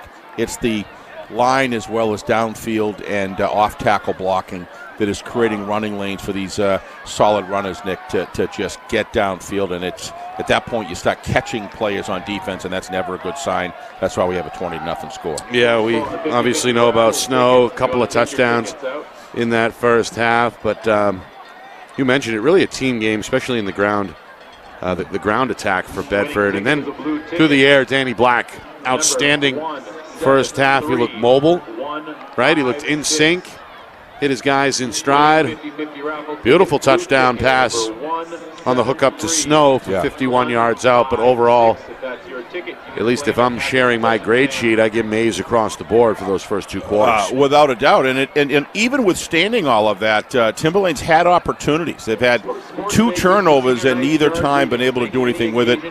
To me, Nick, as you look back, the tail of the first half, if I was going to make one specific play, whether a very effective play by Bedford or a non-effective play to create the score, to me, the play of the game was when they weren't able to, on your side over here on the left 30, that Mwangi wasn't able to pull that ball in. They were marching downfield, kind of had some momentum going. And to me, that was a real shift in the game where Bedford took full advantage of that, marched downfield with a great drive in kind, and not in kind, but in response, and it's just been downhill ever since. Of course, Friday Night Lights New Hampshire is on YouTube, FNLNH Media, name of the channel. Hit the subscribe button while you're there as we continue to build our subscriber base throughout this postseason run. And, of course, winter is coming, as they like to say. That means basketball season returns to Friday Night Lights New Hampshire. Nick hates that. Yeah. Make sure you're ready to go. Again, FNLNH Media on YouTube. It's Nick Anastas and Steve Beals with you from Timberlane High School tonight. Part of our Friday Night Lights New Hampshire Game of the Week coverage. Tomorrow we're live from Lancer Park. Londonderry and Pinkerton, the latest installment of that long-running rivalry. Londonderry, of course, the defending champs, looking for their 3rd championship in the last 4 years. Bedford, meanwhile, just 24 minutes away from a return to the state championship. Of course, they won 2 out of 3 a few years back in 2016 and 2018. That was under head coach Derek Stank. Yep. Coach Matthews trying to get his club to the championship for the first time under his leadership, now 5 years and counting on the sideline. Well, I think it's his 4th year, if I'm not mistaken. Yeah. And the 4th year is the critical year that you have all your own group that you've brought up, developed since freshman, and boy, he's done a good body. Both of these coaches have done a fabulous job for their freshman groups on the way up that are ultimately playing this game. I was able to talk to Zambrovich's dad, number 51's dad, before the game, as I talked earlier, and he had said that these guys have been playing each other. These 2 teams have been playing each other at the youth level with this class since the 6th grade, and went to the finals, I believe he said, in 8th grade. I may have that off, but it's been this has been a battling group for a long time, so these guys know each other. One thing I was going to mention is our brothers in the press here. We have so many people here providing good coverage of this game. Yeah. You got Roger Brown, you got Joe Marshallini, you've got New Hampshire Sports Page down below, BCTV, Us Friday Night Lights, WMUR. And did Jay Pincinel say he was going to be here at this game? I'm sure he's here somewhere. I haven't seen him, but he's probably here. So just great coverage with a tremendous group of, and if I missed anybody, I'm sorry, but those are who I've seen and know are here. Nick, it's just great to see the press coming here and covering these games. And again, it wasn't long ago. Wasn't too long ago when nobody was allowed here at these games. And the fact that we're back to the full tradition, the full pageantry, the full live audience, which includes the band, cheerleaders, staff members, and, of course, parents and students. Good to see. Amen. Here's a short kick. That's going to be Corman playing it safe, the freshman. Going to fall on top of it at his own 32-yard line. That is where the Owls will bring out the offense. 1st and 10. Again, the one turnover, the turnover on downs, which you highlighted, came at a critical time in that first half, but very, very important here on this initial drive of the 3rd quarter for Timberlane to move the football. Yeah, it has to. The Timberlane has to make this their half. Certainly the first half wasn't, and they got to play precision football, and they've done a good job from behind before, but wow, nice breakthrough there. Capetta somehow escapes disaster and picks up yardage. 56. Tackled around the ankles by Jake Ben, the junior. Otherwise, Capetta may have gone for the first down, but it looked like initially he was in trouble as he took the snap. 2 Bulldogs immediately in his face, but the athleticism of the senior, speed, he's able to hop and skip his way out of trouble and pick up in the end 4 yards to set up 2nd down and 6. Dom Capetta spearheaded the comeback last week for Timberlane against Exeter in the semifinals. Here's Corman. Slips on an inside run, trying to bounce it to the outside. He's got a first down. Well, tackled Where at the 45-yard line, wrapped up by the Bulldogs senior Evan Shabani, but not before picking up 8 in the first down. Well, that's what they needed to do, Nick. They needed to move the sticks. You've got to get that feeling like that your offense can get it done and be effective against this great Bulldog defense, and they're going to have to keep doing it. It's a long road, but it has to happen one step at a time. They're also speeding up the tempo a bit. Meanwhile, Henry Shawn is going to get a free lick. No, that's Kevin Sheridan. Came off the edge, and the junior plants Capetta for a big sack. Wow, they had a pair of bookends set up, attacking from both sides, Nick, and there was just too many defenders coming in. I like the play call. Who wouldn't with that result if you're Bedford?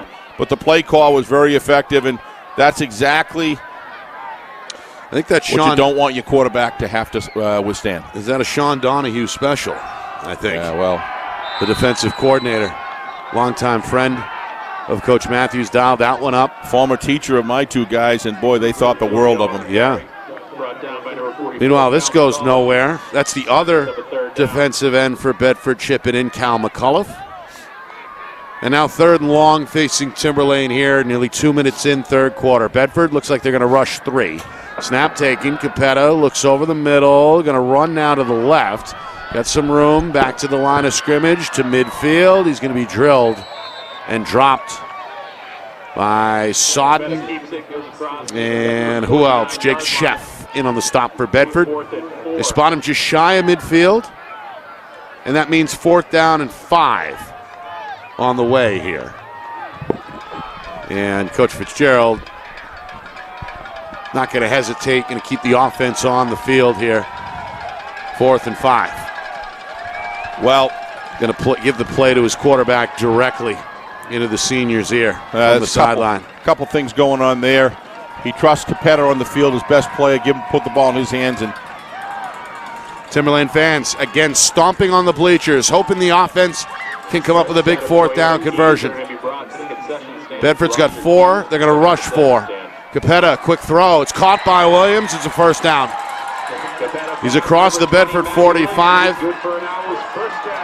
Going to measure him at the 46. They mark him rather at the 46. Shabani and Sheff again on the stop for the Bulldogs. Yeah, this is how you do it. Little bit at a time.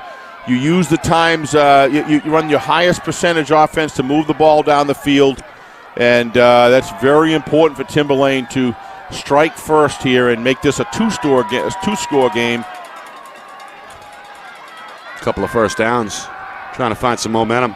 Meanwhile, this is a sack. Yeah, Sheff comes up the middle. Just the play calling is unbelievable here. This is they know exactly what they want to do against Capetta, and he has not been able to be free. We talked about that as a key to the game, right, of having him get outside. To me, he was in the pocket way too long. He should have run out earlier. As soon as he reads that blitz, he's got to get out right away because there was nobody there to pick him up. And you can see the frustration there on Dom, and that is a big loss. Yeah. That's a 10-yard loss on the sack. All of it, yep. Bedford going to sit back at a 3-4 here on 2nd and 20. Capetta all kinds of time. Fires. This one tipped and I believe intercepted by Taliaferro. There's just nothing there. Sheff tipped it up in the air, and then Taliaferro pulled it in on his way to the ground. The Bedford defense comes up with the game's, or their, second turnover. Now 2 giveaways apiece. Bulldog offense back on the field. Good field position here at their own 42. Yeah, the defensive positioning, Nick, on these receivers, there doesn't seem to be, after about 2 or 3 seconds, there's no continued movement among the receivers. They kind of run out to their spot. Bedford's picking them up early and staying with them. And, this is what the result is. You've got to give Bedford credit. They are doing an incredible job on D and offense. Forced now 2 interceptions. Bedford's first possession of this second half. Black going for the throat down the middle. Incomplete, trying to find Poltroneri, who got his right hand on it, but couldn't reel it in. 2nd down and 10. But well, Danny got hit right as he released the ball. You'll see here that may not have caused it to sail a little bit. He just didn't have a good position because the defender was near him, but still almost made that's a good job, though. There. Good job up front. That's Nico Collins, who may have forced the early throw there.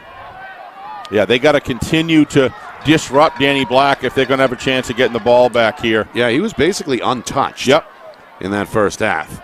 Handoff on 2nd and 10 to Snow. Met by Zimbrowitz.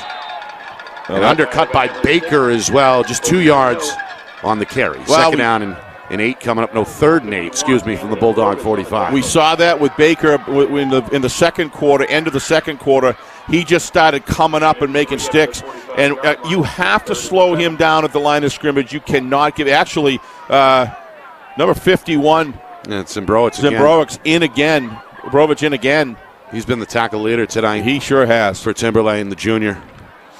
Playing some inspired football. He forced the fumble on the second play of the game back in the first quarter. He does not look like a junior. 3rd down and 8. Again, the Timberlane fans cheering on the defense. Black back to throw. Fires a bullet. Caught on the run by Snow. Snow makes a move. He's gone. And Snow is in a foot race with Williams, and he will not be caught. A 55-yard hookup from Black to Snow. It's the senior's 3rd touchdown of the night. And Bedford blowing this one wide open midway through the 3rd quarter. 26-0. The chemistry between the Danny Black and Snow tonight has just been incredible, Nick. The routes that he runs, and there's something about Colby Snow. When watch him in space, watch the acceleration after the catch. I mean, he's barely touched that ball. He's already in full stride. And then once he makes a break, I don't know anybody on the field that can catch him, Nick. It's just an incredible display. He had give Danny Black. He threw a perfect strike to Colby Snow. And the development, we talked about it on Gridiron last night, the development and the advancement of him throughout the year. He's just doing an incredible job. But give that offensive line once again credit, Nick. Danny had the time and the lane to throw it comfortably. 2-point try. Sod in the wing to the left. 2 backs with Black in the gun. They hand to Spear. Spear right side, lowers the shoulder and ends up short of the goal line. Timberlane with a consolatory prize there. They stopped the 2-point try, but the damage done. Bedford had 6 more on a 55-yard hookup through the air from Black to Snow. And it's 26-0 just outside the midway point 3rd quarter. Bedford like a fire on a dry hayfield, Nick. It's just starting to be like an inferno. And it becomes, as it continues, it just the heat grows as far as the significance of how good this offense is.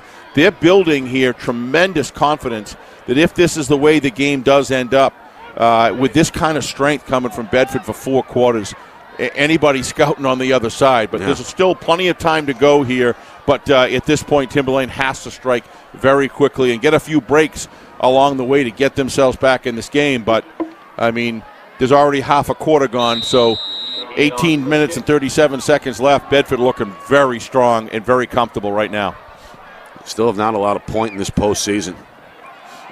Squib kick handled by Baker, the senior, trying to find room to the left, and he's spun down by Shabbat at the 30-yard line.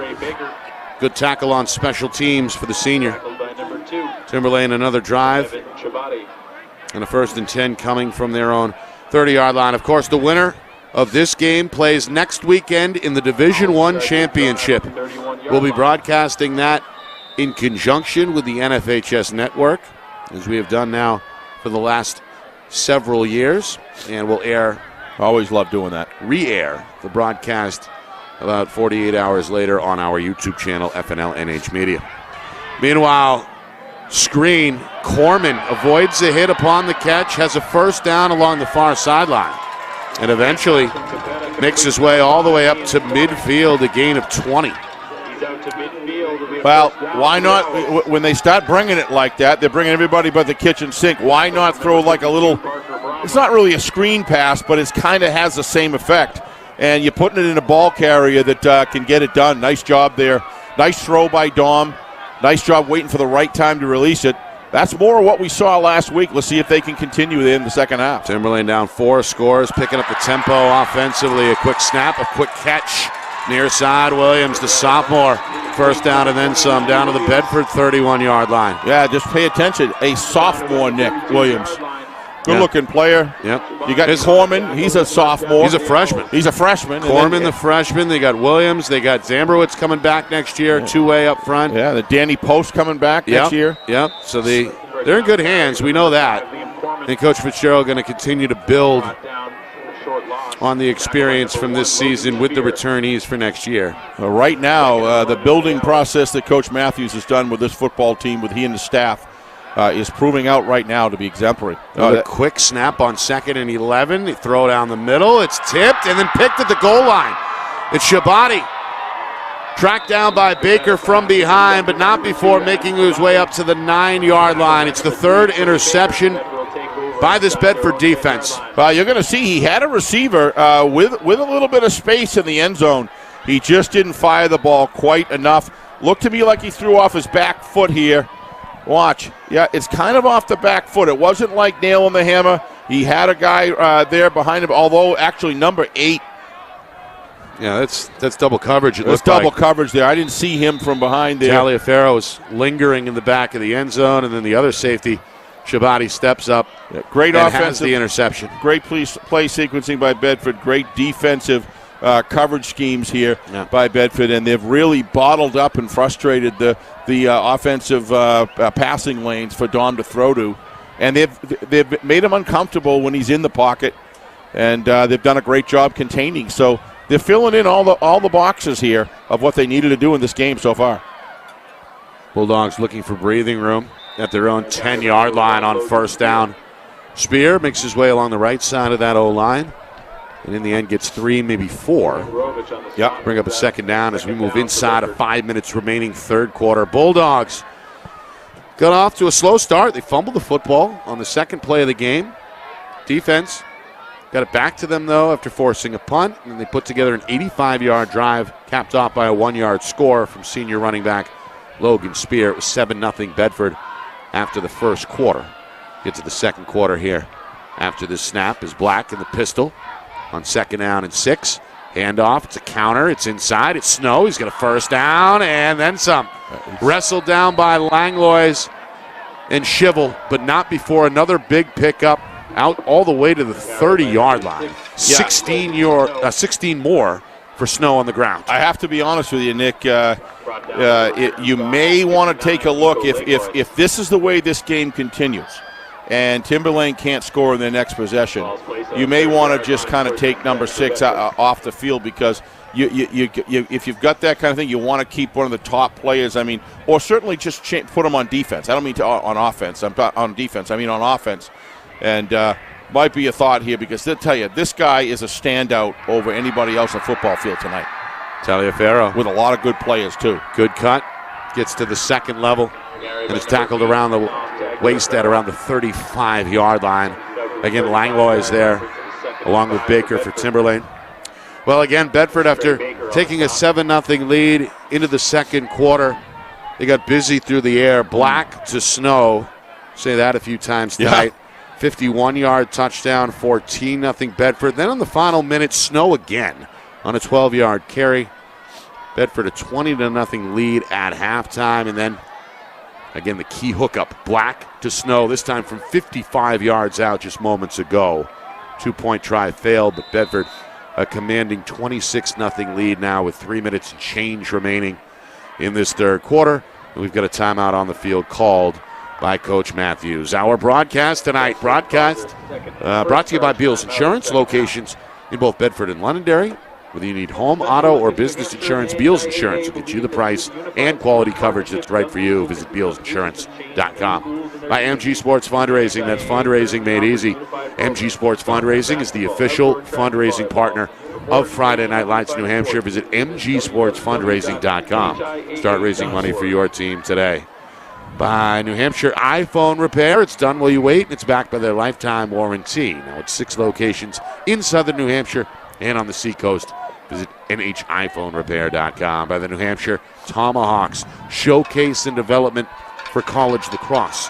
Visit nhtomahawks.com and also girls.nhtomahawks.com. And finally, by Ghost Energy. Ghost is a sports nutrition brand that empowers users to be seen beyond the walls of the gym. So be seen with Ghost Energy. Nick Anastas, Steve Beals with you. I don't know how you do it, Nick. Friday Night Lights New Hampshire Game of the Week presented by Beals Insurance. You deserve a Ghost Energy after all. After saying all that. Boy, what a good chase down by number 51. That's just great play. He created that. And then it's Mwangi who finishes him off at the edge. It's going to go for a yard loss. But the tackle inbounds, so that clock continues to tick now inside of 3 minutes left in this third quarter. Yeah, Zambrowicz, he's just played an incredible game tonight. He's been a standout, really. This kid is really differentiating himself as a junior to be a huge impact. I mean, and a great outside coverage there and contained. Be interesting to see how aggressive Bedford stays offensively. Or do they keep it conservative and, keep that clock ticking? Keep the clock ticking. 3rd and 6. Snow in motion. Snap. Roll out. Near side. Black looking downfield. Going to fire. High and incomplete. Just the third incompletion unofficially tonight for the junior quarterback. Trying to find the tight end McAuliffe, his classmate, but incomplete. And now I believe, Steve, we're going to see the first punt of the game from Bedford here. Yep. Just outside of 2 minutes to go in the quarter. Danny Black going to his weak side, rolling out to his weak side there, and there was nothing weak about it. He did a great job with that pivot and shift. That's outstanding work, and he put some zip on that ball right there. Danny growing throughout the year. I like to look at quarterbacks and see the sort of things that they can do athletically, Nick. He looks a lot sharper than when we saw him in week 1. Yes. No doubt. Ooh, tough kick. You don't see that Almost very looks like often. a different player. This one, that's off the side of the foot of Sheridan, the punter. It's down by Sodden at the Bedford 46-yard line. Timberlane going to take over. Good field position. Right there. Again, Danny Black, big shoes to fill. Took over for a long time. Starter Joe Michael, let's face it, one of the better quarterbacks in program history, playing at the collegiate level down at Fordham, 3-year starter.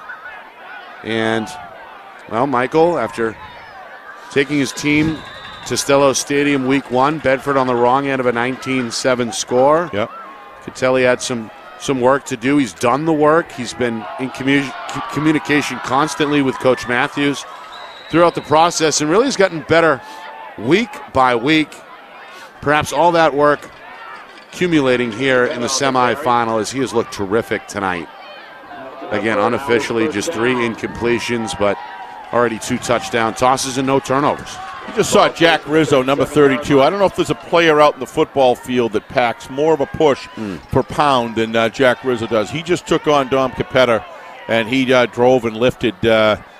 He may not be tall. He may not be a big guy, but, boy, does he ever bring every ounce of everything he does. Yeah, he's one of my favorites to watch. Only 5'11", 165. He doesn't look 5'11" even to me. He hits twice that hard. If that's 5'11", looks about 5'9", but he plays like 6'4" and 280. He brings it.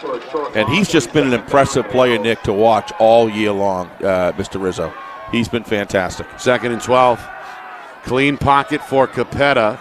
Just nothing there. Now he's got to run for his life, and he's going to be taken down. Boy, that's a big takedown there by the Bulldogs. Number 57 in white. That's Jake Sheff.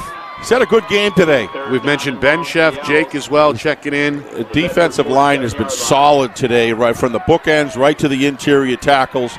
They've played their techniques well. That's 4 sacks. Yeah, unofficially, and and they've managed to be able to get separation from this very good Timberlane offensive line, and I've seen nobody handle Timberlane's offensive line like Bedford has tonight. Nobody. Final minute, third quarter, 3-man rush on 3rd and long.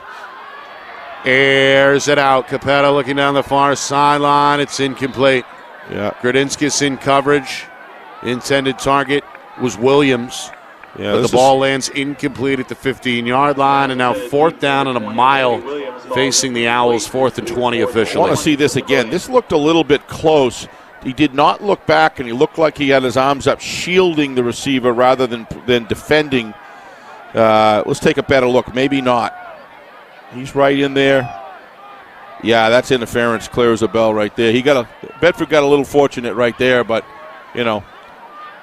Yeah, I don't know. I don't have a problem with it. I know that's the rule, but that is the rule. I'm not a big fan of that rule, to be honest with you. But. I don't agree with that at all. I think that when they shield and go into the arms of the receiver ahead of time with their backs turned, that's clear and cut interference. But the ref was right there. He didn't call it. But regardless, when things are moving for you like they are moving for Bedford tonight, they have earned every stitch of this, Nick, and they're going to get the benefit of the doubt here because they've earned it. And not on a 4th and 20, you're not getting that. Yeah.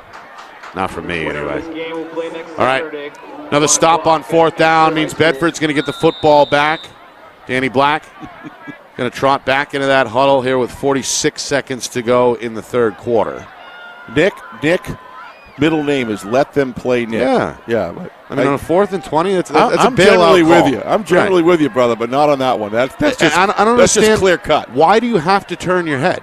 If you're not making early contact, then what's the point? We'll go over that. We'll go over that. Sure.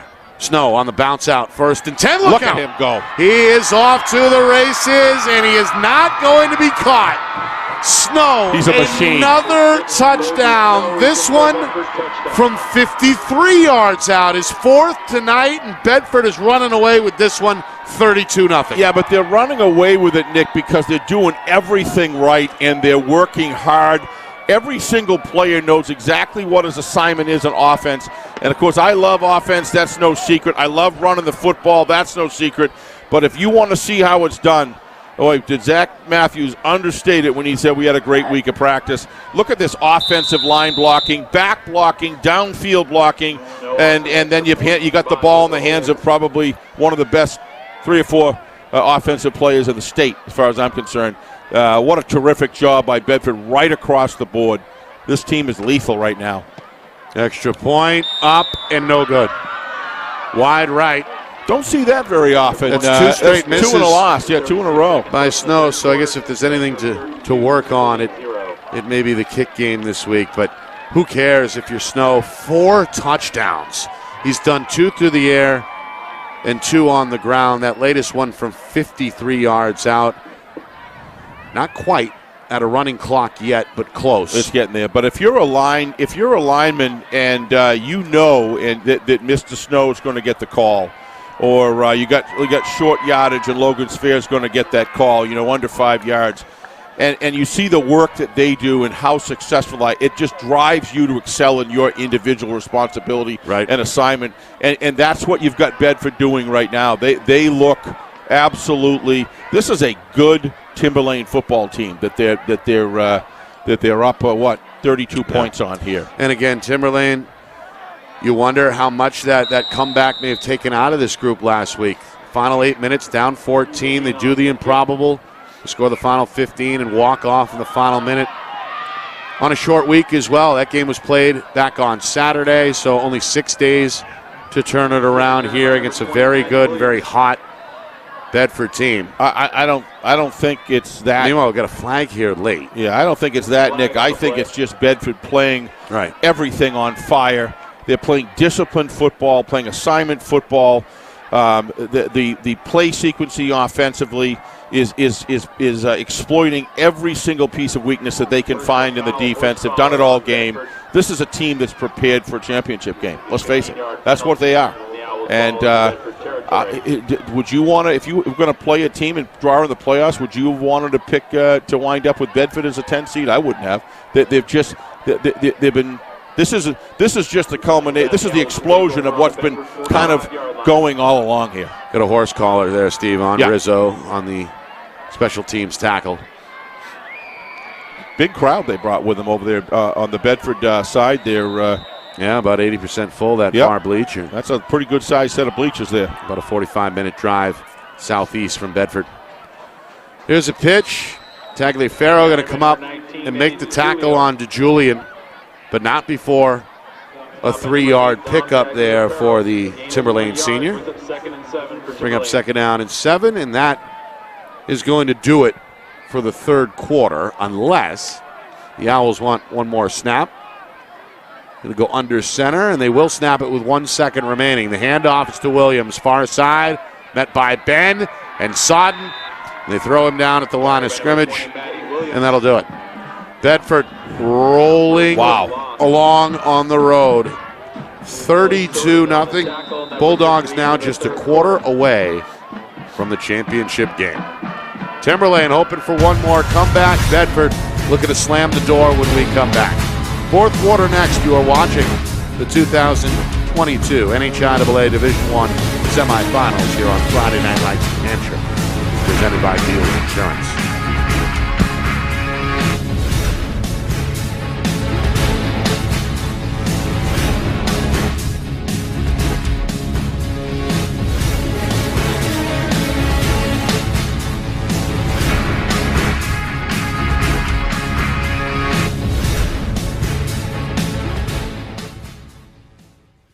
Our broadcast today, as it always is brought to you by Beals Insurance Agency, with locations now in both Bedford and Londonderry. Whether you need home, auto, or business insurance, Beals Insurance will get you both the price and quality coverage that's right for you. Just call 603-471-9999 or visit BealsInsurance.com to request a free quote and start saving money today. Again, that's BealsInsurance.com.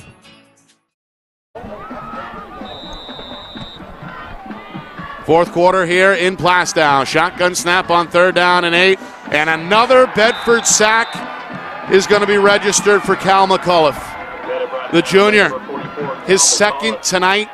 This Bedford defense continuing to roll along. Now 3rd down turns into 4th down and about 15 here. It has not been Dom Capetta's night. The senior has thrown three interceptions. He's been sacked 5 times. And kind of holding that left side of the torso as he walks his way to the home sideline. Well, we got a honey of a game tomorrow between Pinkerton and London. We were just talking at the quarter there. Pinkerton's a little bit like, could be compared to Bedford in the sense that they're one of those teams rolling along as well. Right. So, Londonderry, of course, they've been rolling all year. Oh, nonstop. Yep. So that's going to be a dogfight tomorrow at Lancer Park. We're underway at 12:45. Can't wait. In advance of the 1 o'clock Eastern Time kick. Meanwhile, this one is downed without a return inside the 20-yard line at about the 18. That is where Danny Black in this Bedford offense comes back onto the field. Black tonight, pretty much flawless. No big mistakes. High completion percentage, just 1 incompletion unofficially in that first half. 2 touchdown tosses, and he's been in control of this Bedford offense from the first snap. Yeah, this doesn't happen by accident. This happens when you continue to build. And, I think one of the key moments at Gridiron last night with Coach Matthews was we said playing, guys are playing. We'll wait till after the call here. Black. Got 2 tight ends here. He's going to put Sod in the wing in motion and hand him the football. Looking for the far side, met by Moley at the 20, fights his way up to the 25. And is finally whistled down inbounds at about the 26-yard line. Some hard running there for Sodden. Yeah, a 6-yard gain for Coach Bedford. Matthews said last night that this team's ceiling isn't even reached yet, and he proved so far in this game for 3 pretty plus soon will quarters, be yeah. 3+ quarters that he was right. This is he's going against in the Final Four here, semifinals, playing to this level. I just think the remember, people forget Bedford. The game plan. They look kind of down and out after the Week 9 loss against Merrimack. Yeah. That was a Tomahawk 2 losses in victory. a row. Was it 2 in a row? Yeah, it was Exeter, and then no, they beat Exeter. Huh? Bedford beat Exeter. Oh, I'm thinking of Exeter lost 2. I'm sorry, you're absolutely right. Exeter lost 2 in a row. They lost 2 in a row, and Bedford lost that game in Merrimack. In week number 9, and again, a lot of folks kind of had written off the Bulldogs. Not when you got a defense like after they that had. loss, their 3rd of the regular season, and this defense responded to the challenge. Well, I think this and has not allowed a point since. I think the staff has used that loss with precision, right, to remind these players of how good you can be, but you've actually got to execute out on the field. Spear on 1st and 10 up the middle. Big hole to work with. Crosses the 35 before he's dropped by Shivel at about the 37-yard line. Bulldogs came in 8-3. 7 of those in-state win, 2 of those in this postseason. Yep. And, of course, 1 against Thornton Academy. Yep. A good football team up in Saco, Maine on Route 1. Took it to them in a low-scoring affair back in September. Well, we talked to Coach Matthews again, Gridiron again last night, and he talked about the turning point, if he had to point to one, was the second half of that Exeter game. Yeah. That was a big Week 6 win for Bedford. Yep. Final of 20-10. They controlled the ball for most of that second half in that game. Here's 2nd and short. Still running Colby Snow. Another east-west run for the senior, and he's tackled very close to that first down marker at the 40. No rest for the great. Nope. What a night tonight for Snow. 4 touchdowns overall. 2 on the ground, 2 through the air. And, of course, we know what he can do defensively as well. Covers a lot of ground out of that secondary. He's the kicker, and he's also the kick returner. A little bit of everything, again, this senior year for Coach Matthews, and he's going to be missed. No matter how this campaign ends, he'll be sorely missed next season for sure. And he's been a star among stars tonight in the semifinals. Nearly 4 minutes gone, 4th quarter.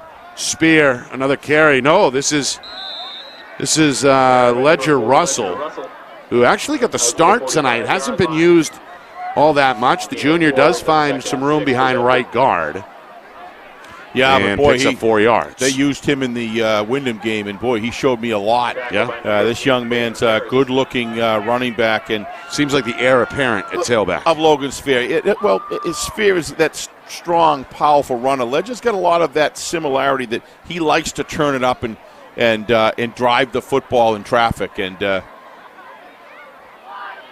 when you can get that going, and then having Colby Smith take on the off He's got tackle. good size, just under 6 feet, 200 pounds. Going to go left side here. And again, leans his way forward for a couple of more, maybe a 3-yard pickup up to the 48. It's like 3rd and 3 coming up. Clock continuing to tip down. Now 5 minutes gone by, 4th quarter. Yeah, Jack Rizzo had a tremendous game. Both defensive ends had excellent games. Linebacker core, interior tackles. It's just really been a total team effort here. Yeah.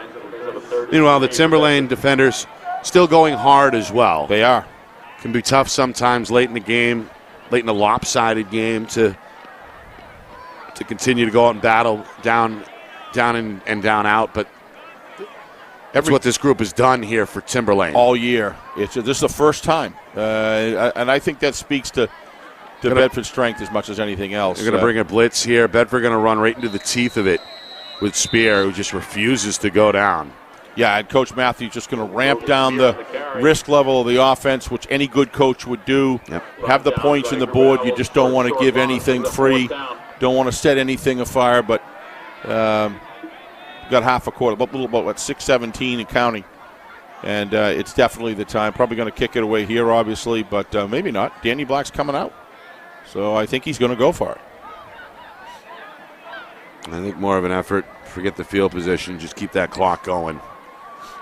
That may or may not be the case. It's 4th and 3 officially. Bedford, the football just shy of their own 48-yard line.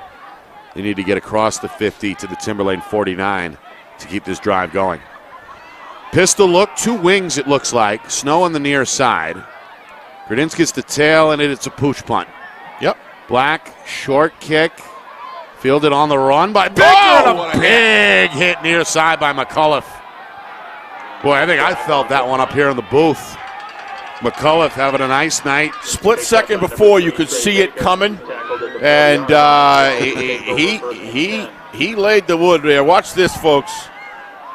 Came in at full speed. 6'5". That is Division I high school hitting right there. 6'5", 230, Steve, in full speed. Yep. Bang. Yep. Hit, wrap, leg drive. It's been that night that kind of night again for this Bedford defense, seeking their third straight postseason shutout. Again, they were first-round winners. Right, first-round winners on the road against Wyndham. Last week, 7-0. They get it done over previously unbeaten Nashua North. And they've been in control tonight, forcing 3 turnovers, helping build up this 32-0 lead. Handoff for Williams, runs to the short side, and he's tackled shy of the sideline. Rizzo able to hunt him down along with Gradinskis. So, the championship game will be played next Saturday, Steve, as we know. Again, you can watch it live with us on the call in conjunction with the NFHS Network at nfhsnetwork.com. Again, nfhsnetwork.com. The only place you can see it live next week. We'll, of course, rebroadcast it and post it on our YouTube channel in the days after. Here's DeJulian up the middle, and guess who? McAuliffe starting to really piece together a solid game up front for Bedford as another tackle for a loss. This is a loss of 1. McAuliffe will see him this winter on the hardwood as well, putting that 6'5" height to advantage for the Bulldog basketball team. Well, let's not forget the year and season the Timberlane Owls. We'll talk about that at the end of the game, but in specific, Dominic Capetta. Yeah. What a season he's had. I have to tell you, this game is the only game all year that I've seen him to be contained to the level that he is, with really no place to no open receivers. He's taking a beating, He's taking a beating tonight. Going to escape the pocket here on 3rd and 12 and get tackled around the original line of scrimmage. But this is just outstanding defensive positioning by Bedford. They came in here. McAuliffe and Ben, or Chef there. But the offense and defensive game plans that Coach Matthews has come in, all the table was set, the chart was written, all the responses and things were in place, to whatever Timberlane gave them, but it's the execution of the players on the field to that game plan that's just been precision tonight. You've seen it. The reading, the reacting, reading the keys. I think that's team speed. Parker Bromley, 52 in white. We've got the wrong jersey number. It wasn't the sophomore Shep, but Bromley, 52 in white, who has played well tonight. Originally slated as number 3, but wearing 52 in white. That's a correction that was just presented to us. So Bedford, after forcing another punt, going to take over here 1st and 10 at their own 25, hoping to kill off the remaining 3 minutes and 21 seconds here of this 4th quarter. Coming up, our coverage continues. Take a break and then bring you the post-game report, full recap, full preview of tomorrow's semifinal between Londonderry and Pinkerton coming up after the game as well. All right, 1st and 10, Bedford. Black in the pistol, Spear behind him. They go to the senior. He bounces it left. He's met by Zimbrowitz and tackled along the line of scrimmage. Zimbrowitz going to end his junior season on a high note, Steve. Unofficially 8 tackles to lead the way defensively for Timberlane tonight. He's been a bright spot and very difficult for Bedford to handle. And, boy, that really speaks volumes to the extent that he has penetrated. He's got a lot of gifts. He's a big guy, and he rugged, thick. He seems to save his best for whenever we're in town as well. He's played well seemingly every time we've laid eyes on him. Yeah. Number 51 in maroon tonight. I think that's awful nice to hear, Nick, but I got a funny feeling he's probably checking into some of those other things. Right. Meanwhile, only a 1-yard gain on 1st down, 2nd and 9. Toss play. Spear, right side. Good lead block by Sodden. And then it's Baker who finishes him off inbounds at the 32-yard line. What a season Not that Spear, young but man's Russell. had. Trey Baker. His 5th carry tonight. Yeah, Baker, another one who's going to be graduating. Yep, and trying to go out on a high note. 5'11 senior is. He played a tremendous game last week against Exeter. Left it all out on the field, yeah. Yep. Braden Paris in on the stop as well, another departing senior. This is a special group for Timberlane. Sure they went 12-0 last year in Division II. They beat Milford in the championship, and they brought back 14 starters. You sprinkle in some of the younger players that we talked about tonight, and I think semifinal loss or not, still talking about a team that won 9 games when it's all said and done in 11 tries or 12 tries. Meanwhile, timeout here. Bedford going to take their second timeout to get their ducks in a row for the upcoming 3rd and 3 with 1:33 remaining in this fourth quarter. Yeah, stamina of Bedford, the conditioning of Bedford, both these teams are in great condition, but Bedford playing at a very, very high level, high IQ, high-level football. Nick, it's hard to go look at this team right now and think about that game with Merrimack and how far they've come in response in that game, because I've never seen it. It probably speaks to Kip Jackson and Hyde of how good a running back and punishing running back he is. Remember, they dominated on the ground. Merrimack did, led by Hyde. Was it 300 yards or something like that? It was a lot of running yardage between two players. 24-21 final score. But I think, again, to your point, Steve, this Bedford coaching staff took that opportunity to use it as motivation, and clearly why not? It has worked. Bedford on the eve of their 3rd straight shutout here in this tournament. Final minute and a half. Another pitch, another carry for Russell, the junior, going to run out of steam, lost his footing as he approached the 30-yard line, going to lose a couple. 4th down on the way.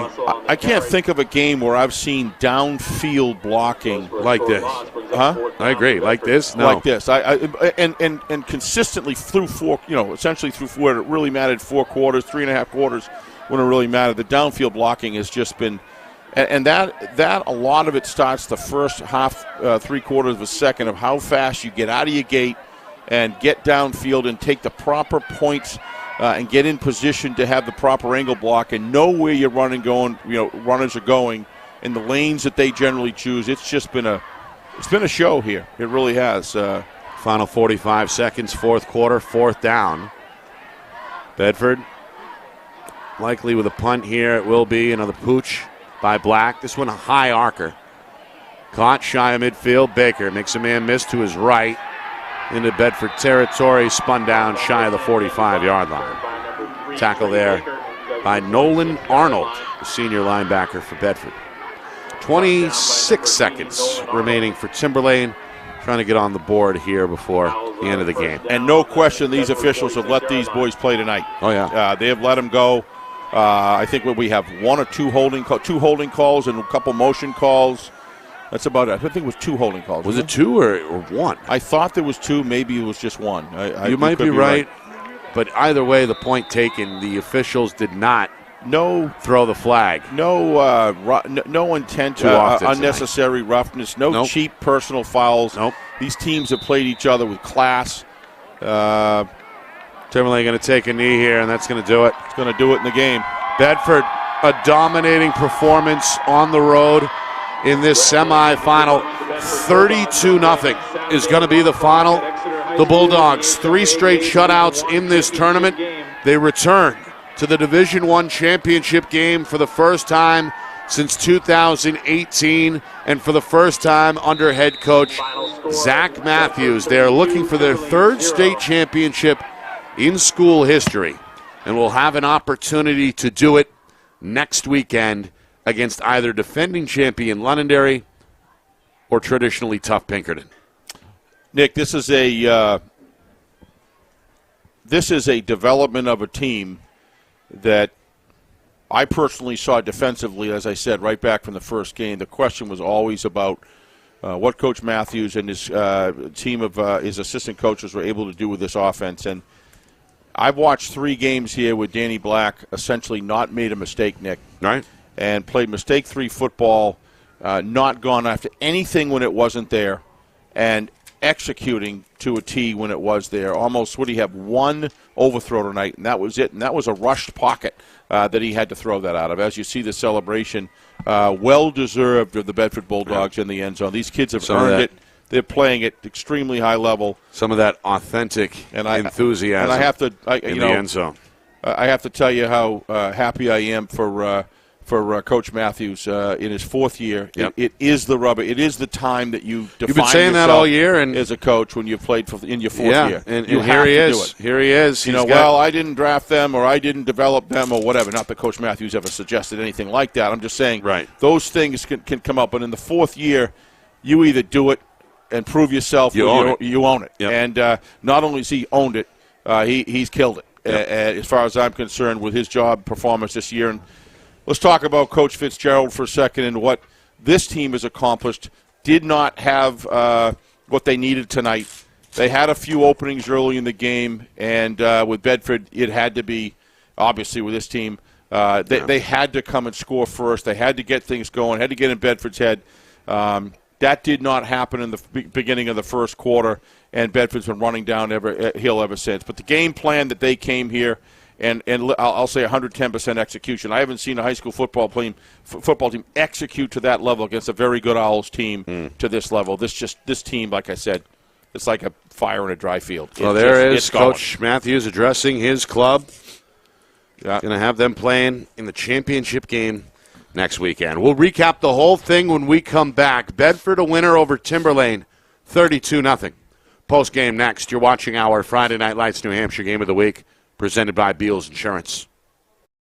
Our broadcast today, as it always is brought to you by Beals Insurance Agency, with locations now in both Bedford and Londonderry. Whether you need home, auto, or business insurance, Beals Insurance will get you both the price and quality coverage that's right for you. Just call 603-471-9999 or visit BealsInsurance.com to request a free quote and start saving money today. Again, that's BealsInsurance.com.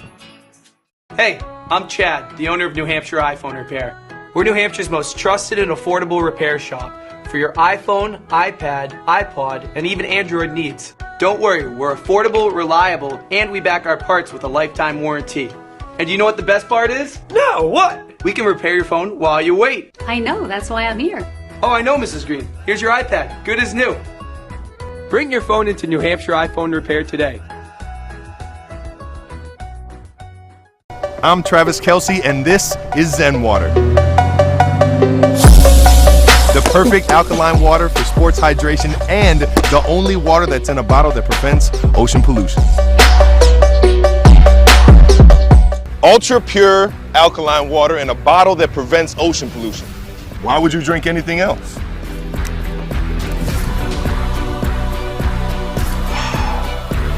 Seriously, why would you drink anything else? The New Hampshire Tomahawks promote the highest level of club lacrosse competition, not just in the state, but in the country. Looking to get recruited? Director Chris Cameron keeps an open dialogue with the nation's top college lacrosse coaches. Over 400 New Hampshire Tomahawks alumni have played at the college level, including the ACC, Big East, Big Ten, Ivy, NESCAC, NE10, and more. The New Hampshire Tomahawks coaching staff has over 100 coaches, including current high school, varsity, and college coaches. The Tomahawks offer training for players of all ages, clinics, camps, and leagues, along with spring, summer, and fall elite teams. So play with the best. The New Hampshire Tomahawks, showcase and development for college lacrosse. Visit NewHampshireTomahawks.com and girls.nhtomahawks.com. How can you reach your team's fundraising goals at no risk and no cost? MG Sports offers a variety of products to make your team's fundraiser a success. Their products include tickets and discount cards to hundreds of local businesses. MG Sports now has a digital platform where athletes can raise funds in the comfort and safety of their own home. Don't waste another season.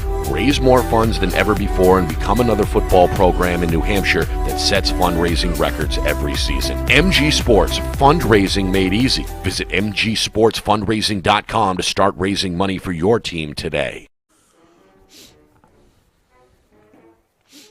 Well, there are the Bedford Bulldogs on their way to the championship game for the first time since 2018. They get it done on the road here in Plastow, 32-0. A dominating performance. The game didn't start as Coach Matthews has expected. He saw the team fumble the ball, lose the football just 2 snaps in. Looked like he may have even been down. Hard to say. He may have been down, but officials ruled it a fumble, and Timberlane recovered. Bulldogs responded, though, by forcing a punt, and they pieced together an 85-yard touchdown drive on offense on their second possession. It was capped off by a 1-yard touchdown run by senior Logan Spear.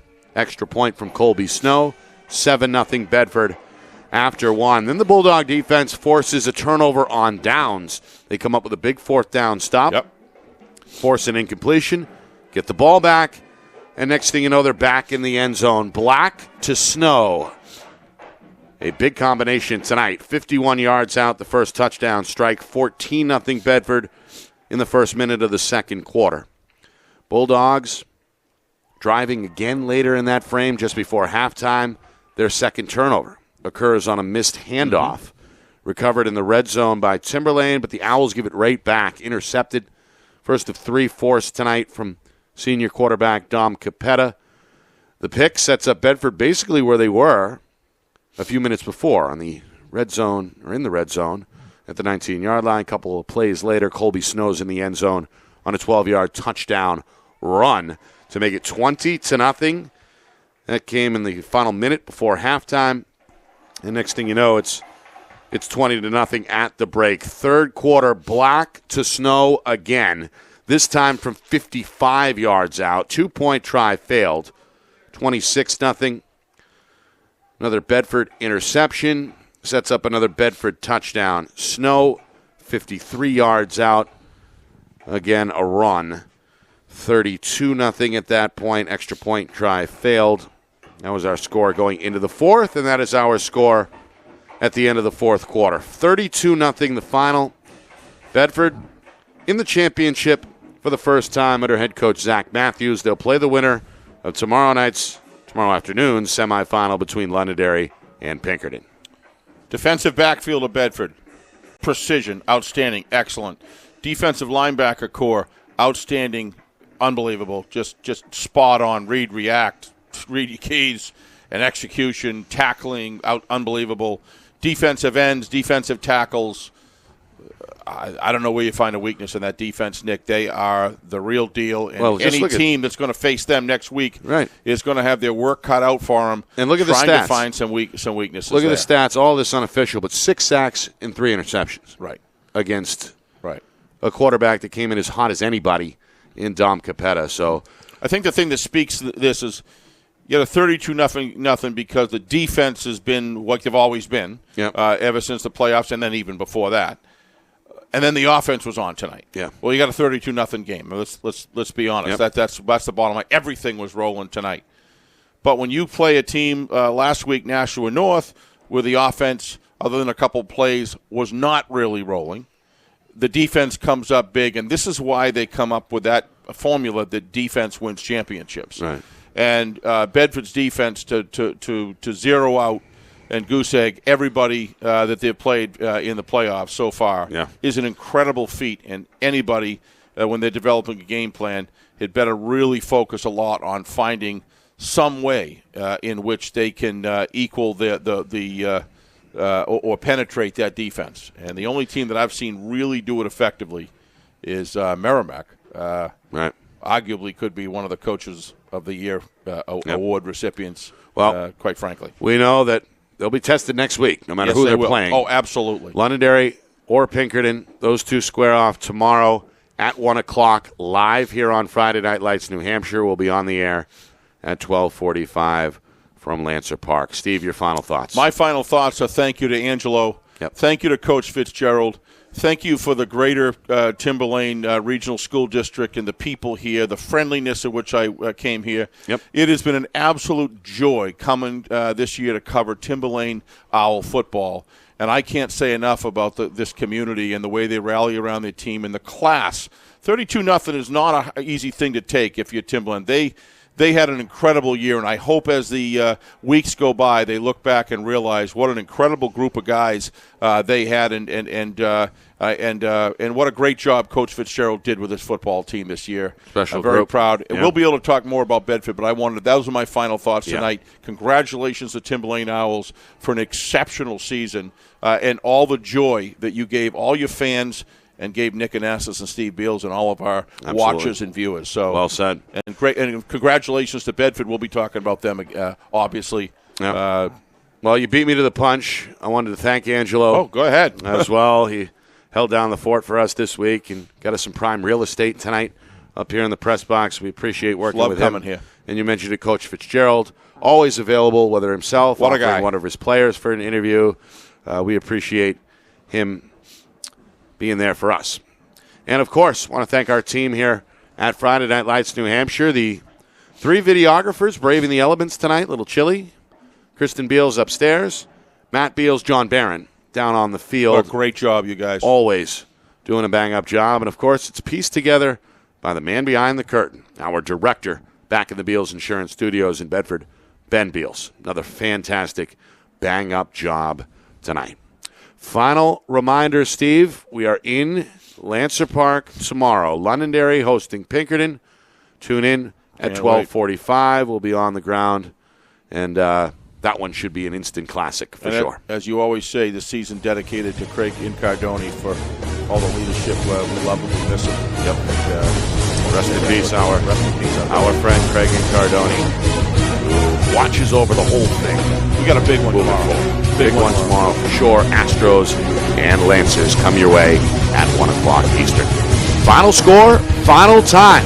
Bedford 32, Timberlane nothing. This has been a presentation of the 2022 NHIAA Division I football semifinals right here on Friday Night Lights, New Hampshire, presented by Beals Insurance.